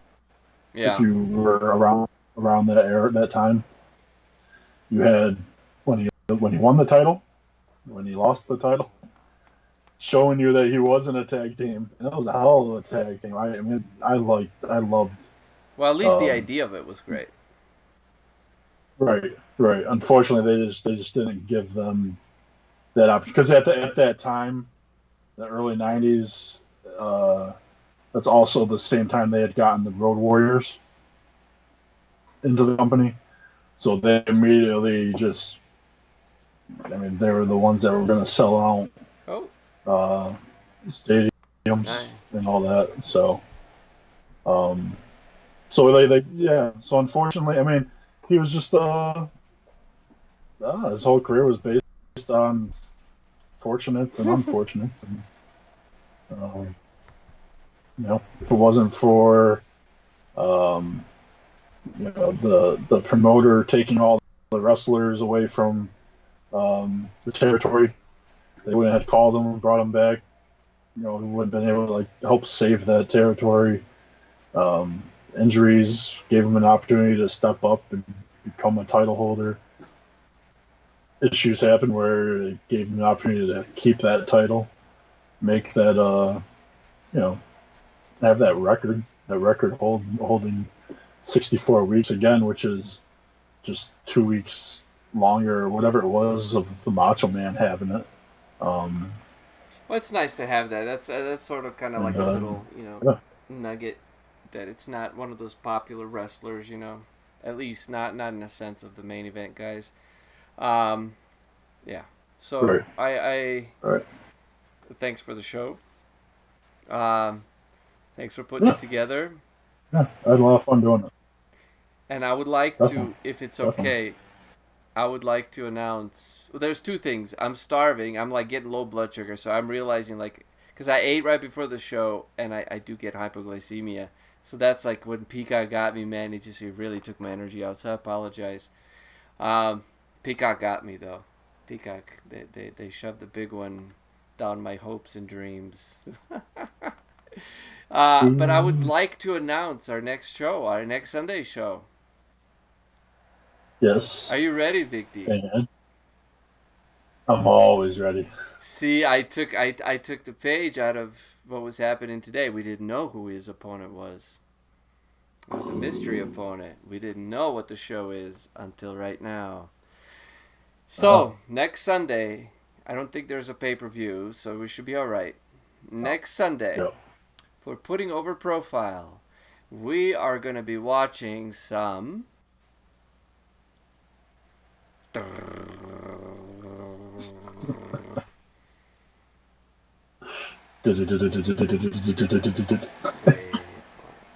not here yet.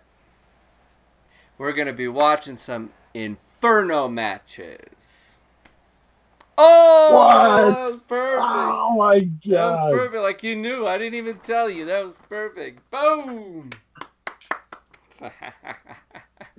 I didn't do anything. What are you doing to me? Oh, jeez. You're on fire. Take me back. That's what I'm talking about. Back. Next week, Inferno matches. Let me cool down first. Oh, yeah. Yeah, what? When people do this, that doesn't do shit. So let me tell you how I feel. So yes, Inferno matches. Inferno matches. Nice. And one of them, I can tell you right now, will be Kane versus MVP. Ah, yes. Yes. Yes. I like this. You keep getting small and big throughout this whole thing, so I apologize for you. I'm just going to put you... There you go. Trying to think of the Inferno matches that I know of. I can't think of them. Don't think too hard about it. We'll have that up ASAP. I've got 2 already, so I think there was more than 2 though. But it's going to be Inferno matches, and I think Kane is involved in all of them. So I think it's a Kane match. He should be. I mean, it's his match. It is a Kane match. The only closest thing to a Inferno match, which it wasn't, was the Fiend versus Orton. Well, that might make the cut. But you never know. I guess we never know. I don't know. Yes. That's up to you. That's right. I know. I've done a little research, but we're gonna do Inferno matches, and then after that I'm thinking about a pay-per-view. So coming down the line is gonna be. I'm thinking about. Yeah, I think I know what I'm gonna do in the coming weeks. At least the next time, in 2 weeks. But I'm gonna do a little bit more thinking about it. I was already and that was actually all from just like listening to these podcasts lately, because I started watching or started listening to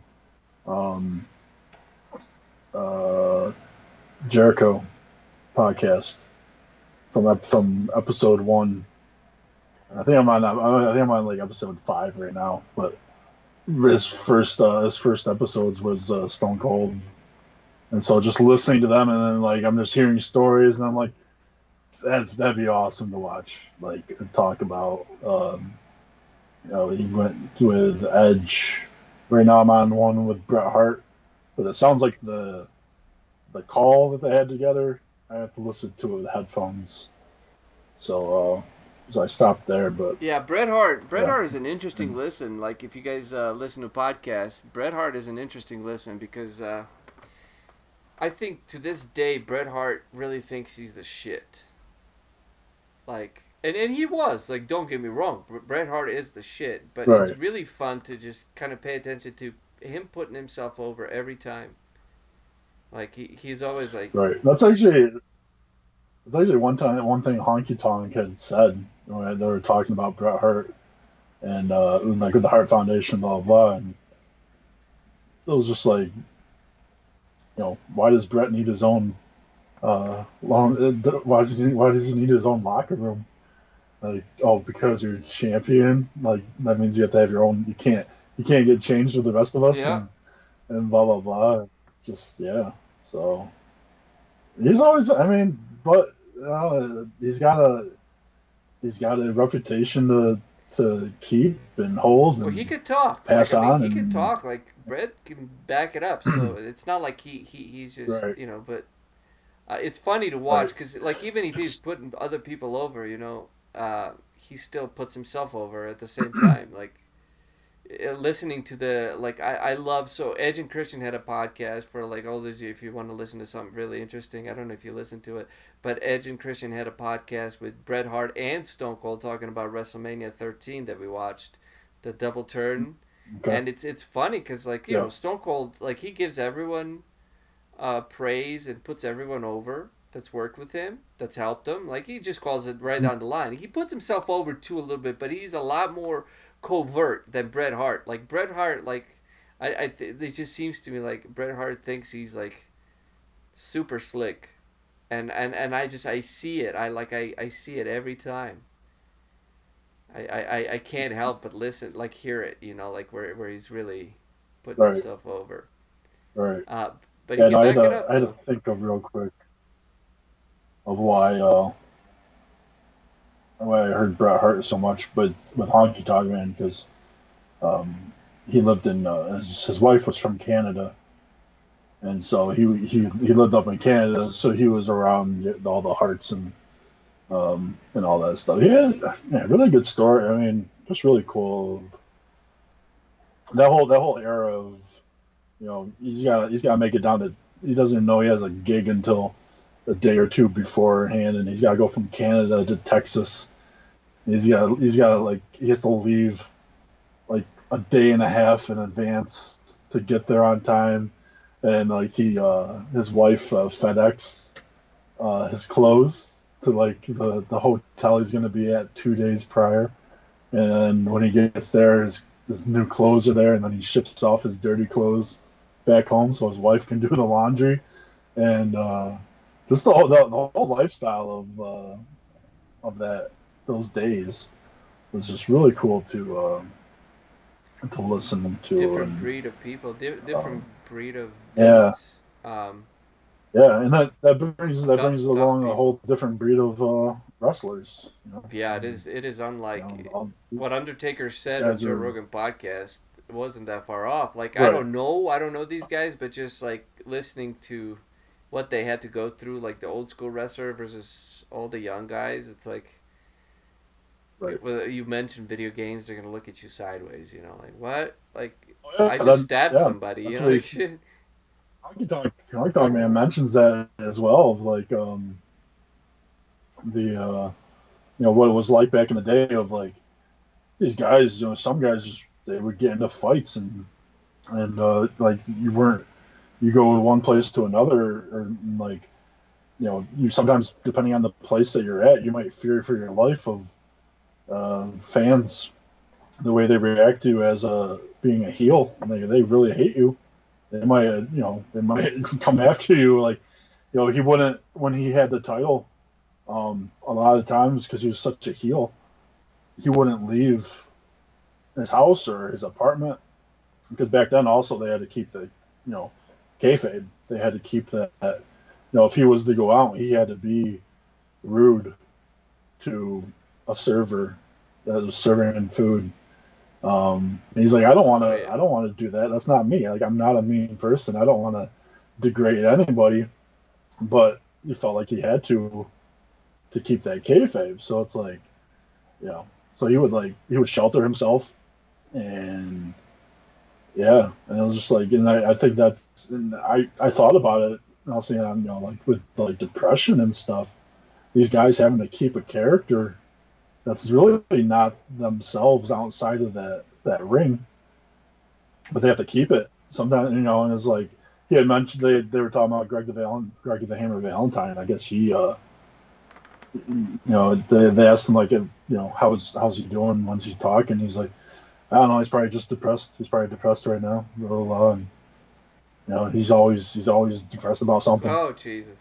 And yeah, it was just like, he's like, I mean, I'm sure, like, I talked to him. I'm sure he's all right, but it's just, yeah. And then he had mentioned about like what he would do when they're like, well, how long are you gonna keep on going? And he's like, until they stop booking me. And then once they stop booking me, I guess maybe I'll just kill myself. I don't know. And then like he immediately like, no, I'm just kidding. But that mindset is like, because like we talk about sometimes like some guys going on too long. Yeah. Like I'll bring up like Hacksaw Jim Duggan. I mean, just seeing him in the ring, like late 2000s sometimes, and it's just like, oh, come on, like, I hate seeing that. But it's like these guys are holding on to their glory days, and without that, what do they have? It's so. Oof. That's a Yeah, it's deep just a topic, bro. yeah, That's a yeah. deep It's just fucking topic. like, it's just, yeah. So I really enjoyed listening to. No, I want to try and find more wrestlers from around that era.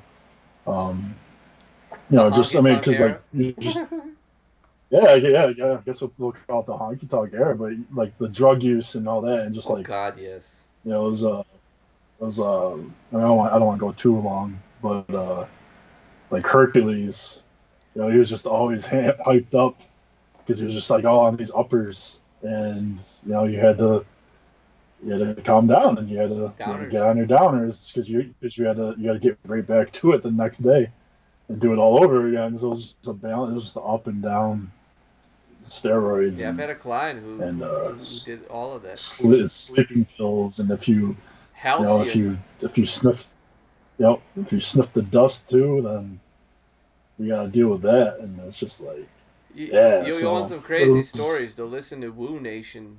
Listen to Ric Flair. Ric Flair is an animal. I bet. Ric Flair, like the I stories bet. people tell about Ric Flair is freaking. I like how just the fact that he survived the airplane crash, and then and he kept Right. he flew like to Japan and back all the time after that, and he would just get blitzed in the plane every time. Everybody he would get everybody drunk, and that's just one of them, like Ric Flair. Like I don't know how he did it, Right. and he didn't have many injuries. I think he had like one or two injuries. I don't quote me on that, but he overall didn't have many injuries. Yeah. And you look at Honky Tonk Man. Well, Honky Tonk Man didn't do a lot really, and being a coward, you don't get to wrestle much. You bump a few times, you get out, you get disqualified, you're done with, you're over with, and so really, heels, like as far as Ric Flair and Honky Tonk Man, they were both heels. Flair was heel for most of his career, really, and I wonder if there's any kind of link between longevity and whether you were a heel or a face. Because Stone Cold, for instance, Stone Cold he got burned out, but he was on top too. I can't even imagine what the pressure would be like to be the champion. Right. You have Right. to Especially, your life is no longer your life. back then. Right. I mean, you can watch it now. You got Roman Reigns as the champion, but he's a heel and he hardly wrestles. That's right. So That's right. That's what I'm saying. his longevity is going to be, that's why he can be a champion with for leukemia. It's a good thing that he doesn't wrestle all the time. Having that too. But true. yes, I understand. True. Uh, I don't ever think about that with Roman Reigns, and I just don't. For some reason, I just don't. Well, he did. Immediately, but it makes sense. He does not let it define him, and he's battled back from leukemia, and to stay in that kind of shape. I tell you what, man. I have issues with my heart, and every couple of days I want to give up. Not fully, but just I don't want to fucking deal with the world, and to have the schedule that they have, it's Jesus, man. My hat's off to every single one of them, regardless. Even Finn Balor, even him. I tell you what, my hat's off to him. I don't like the way he wrestles, but my hat's off to him too. Everybody. I guess I'm picking a fight with Finn Balor. I am so desperately trying to get some heat, so. Who knows? The Big D will be in my corner and just shake his head. Though that'd be funny, man. I'll just walk out they finally booked this. It's gonna be a massacre of Max, and then it's I show up first and they're like, "What was this skinny guy gonna do?" Jeez, this is gonna be a slaughter. People would love to see that, but then, yeah, I don't know what your theme song would be, but. I don't know. I can't think of stuff like that. I don't know. Yeah. Especially for myself, I don't know, because I don't see myself as a wrestler. I mean, here's the thing, it's you would definitely be a presence. Let's put it that way. People have told me, you should do this. No, I don't want to say anything. So I don't think. Yeah, I do, bro. I wanted to be a wrestler before my shit happened. I really thought about it. At one point in time, I really got into training. Every day I was training, pushing 200 pounds. For me, that's a lot. Cause in college, it was $120, so you can imagine how much weight I had to put on. That's 80 pounds, bro. 6 feet, 120. Oh my God! But things changed. I put up a lot of weight, but I mean, that maybe my body couldn't handle it. But anyway, I do think from time to time, I thought about, what I would like to see. For instance, we have VR. Oh, Paige is just messing with the brightness of the light. We have we got this light GE light that like changes colors. You want to throw a red one for us? Yeah, look at that. That's for the Fiend. I could use Nice. that for the podcast. Yeah, that kind of feels good. Look at that. You got the Fiend light. We can do a blue one. Cool. But anyway, I think about VR, like virtual reality, because we got that Oculus set. And I thought, like, how would you do a virtual reality wrestling game? And I was like, well, you still, like, you can put cameras, like, what when it comes to the match, you can put a camera where it normally is when you play normal wrestling video game. Or you could do, like, you could be, like, a tag team partner cam. So you're, like, right over the ropes watching as you, like, playing your guy.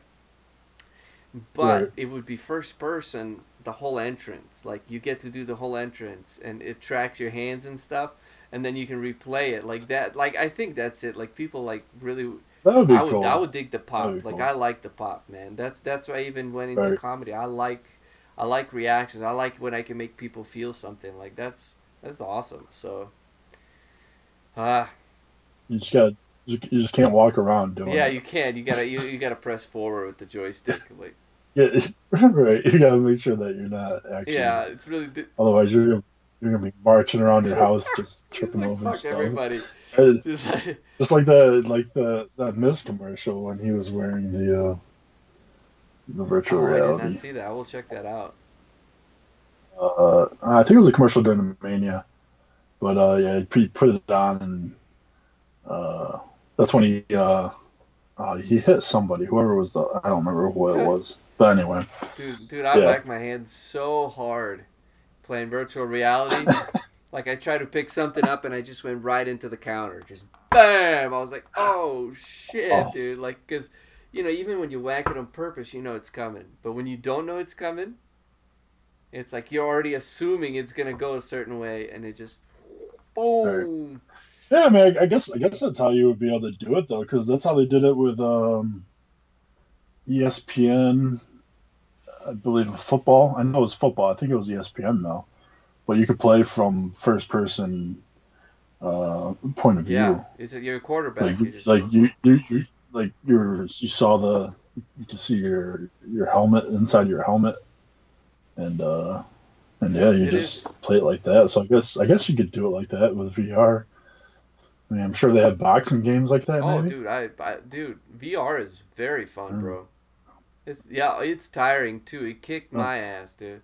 I knocked this guy out like 7 or 8 times, but he kept coming back, and I had to forfeit the match because I was blown out. I was blown out. I'm like, and as I'm sitting, they give you like, I think it's 60 seconds or 30 seconds.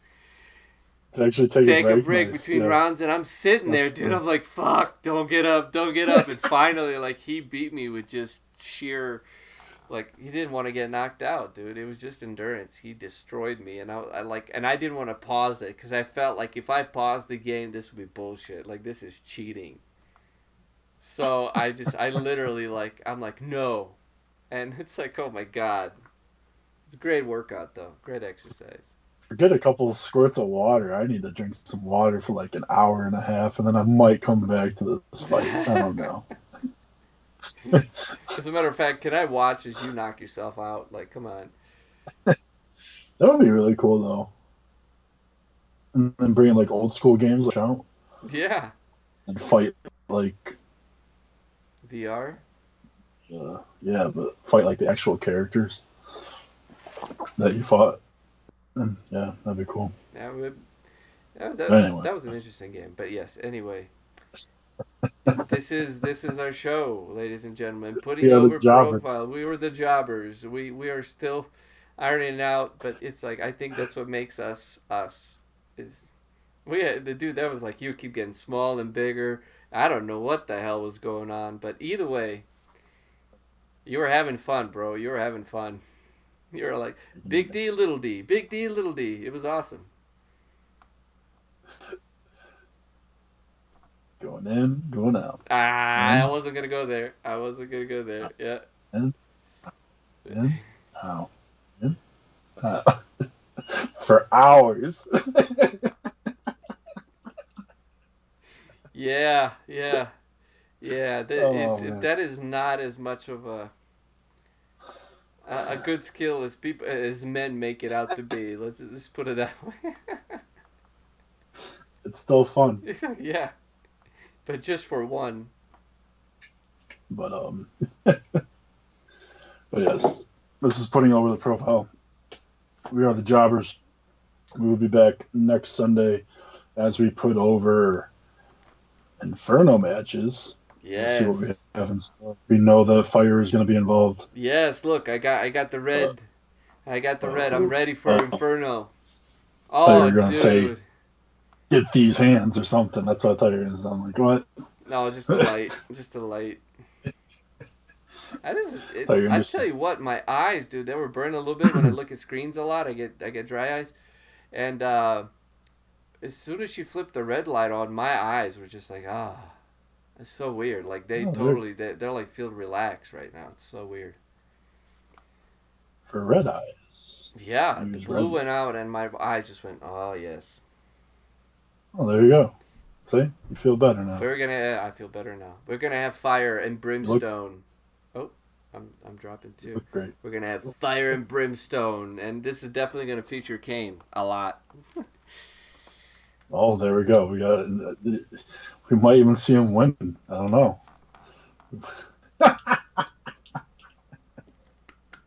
Oh my God, a Kane victory! Whoa! In an Inferno What match, are we doing? yes. So just one match for next Sunday.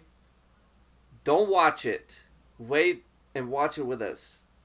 Will be MVP versus Kane. Inferno match. I think it's great, dude. MVP, the Hurt Business. I like what they're doing with the Hurt Business. I don't know about T-Bar and Flapjacks, whatever. T-Bone and Flapjacks. I don't know about that. I haven't. Yeah. Anyway. It's just Mace. Yeah, it's just Mace. Or whatever. Slapjack and Reckoning are on SmackDown. Yeah. They're on a different show now, and they haven't debuted yet. But yeah, it doesn't matter what their name is. I think it's funny though that you can never just offer the tip. No. You gave us the tip earlier, and now you're giving us that an inch and then another inch. Yeah, I can't. I'm sorry. I must penetrate your thoughts. And then he wonders how I knew the Inferno match was coming. I don't remember everything, bro. In my mind is. I had that ready. I'm like, oh wait, let me grab this picture real quick. Yeah, you were ready. Put this in the background again. I was waiting. That was beautiful, bro. That was beautiful. But yes, if you guys are new or watching it, please hit that subscribe button. Turn on your notification. Give us a thumbs up. Please. No. We love what we do. We have fun. Thank you guys for being here. Shout out to Crispy Hart. Shout out to Pages. Always here. Steven. Every single show. Thank you, Pages. Steven Miller. Thank you, Crispy Card. Thank you guys so much. Thank you, Steven. Appreciate it. We love you guys. Thanks for playing along, and I hope you enjoyed the show. Oh, we got a kiss from Pages. Pages, you guys are still on? What the hell? Yes, we are. It's wrestling. Oh, yeah. It's Sunday. 222. It's 10:22. Oh, wow. I was like, wait, we're Military. or like, is he watching Military. ballet? Where are the tutus? 222. No, I'm watching the Poodle Skirt. Ah, Girls 50, 1950s bullshit. I didn't know what to call it, bro. So I called it That's 1950s bullshit. I forget what do they call the girls and the dudes? Like there was some specific. I worked at a costume shop, so like I remember poodle skirts and those jackets. The slickers or whatever. Yeah. I don't know what they were called. Whatever. It was. I don't know, yeah. I mean, it's only my second favorite era. So. Is it? I like the 40s. You like the 50s? Mm-hmm. Also, you like I grew up that on greaser it. look, or is that later? I didn't say that. I like the music. Oh, okay. I grew up on that. I grew up on it. You did? Well, I Going was to talking. car shows, stuff like that, and sock I hops. was talking sock hops. There we go, sock hops. Yes. Yeah. Oh, Well, I was, dude. Like, I you know was how many wearing. poodle skirts? Like that was every year. It was like at a certain time. Forget which time, but people would just like everyone's coming in getting like the jackets, the leather jackets, or they have the t-shirts. They roll up the cigarettes in Yeah, the the cigarette cigarette pack, and pack. yeah, Like, I wore that. yeah. I had that as a Yeah, kid. so for me, like when I I wore said it at the 50s gym. bullshit, that was more like costumes. Because like people would come in and they're Right. like, they get all decked out. And I just remember like having to work so hard, dude. Because I was there for like 10, 12 fucking hours. So it seemed like forever. For like a whole week, just renting out poodle skirt, jacket, bowling shirt, like jackets. Like we had, it was like just coming in and out, in and out, in and out. Like it was like that and Christmas. Like there was Big Dan on a Sunday. big day on a Sunday. Is that what you are? Yeah, in and out, in and out, in and out. Oh Yeah, man. man. Yeah. Well, All what are right. you gonna do? I'm always trying to be small and big. That's 2D. I'm in and out. It's 3D. It's like In and Out Burger, but it's In and Out Big D. Little D, Big D. Little D, Big D. Uh, you're just looking at a 2D. That's all. Little D, Big D. 2D, 3D. Whatever. I'm trying to think of all these. All the D's. Hey, Max Jaw, Mm. hit the tables. Yes! 3D. What was it? Yeah. That's the Yeah. best way to finish. We're gonna put somebody through a 3D. table. Next week we're There we putting go. somebody through a flaming table. I think of that. Well, we saw that. We saw that a couple weeks ago. Yeah, we did. That's why. Yeah, we saw Spike Dudley, and yeah, all I think of though is Mick Foley and Edge. But Yeah. Well, we're not. yeah, We're gonna be nice, and we're not gonna put the barbed wire on top of the table that's on fire. yeah. I think that's. I think that's a little overkill. That's not polite. I think a flaming table says exciting. I think flaming table with barbed wire says I hate you.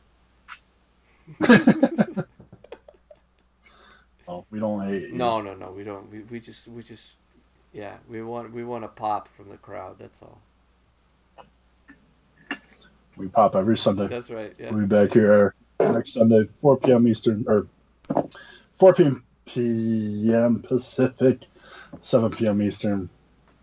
And yeah, thanks again for everybody for joining us this week. Thank you again, I am Big D. Max. This is Max Shaw. And we are the Jawbers. And until next time, keep tapping. Oh, 1, 2. I lose. And we're out.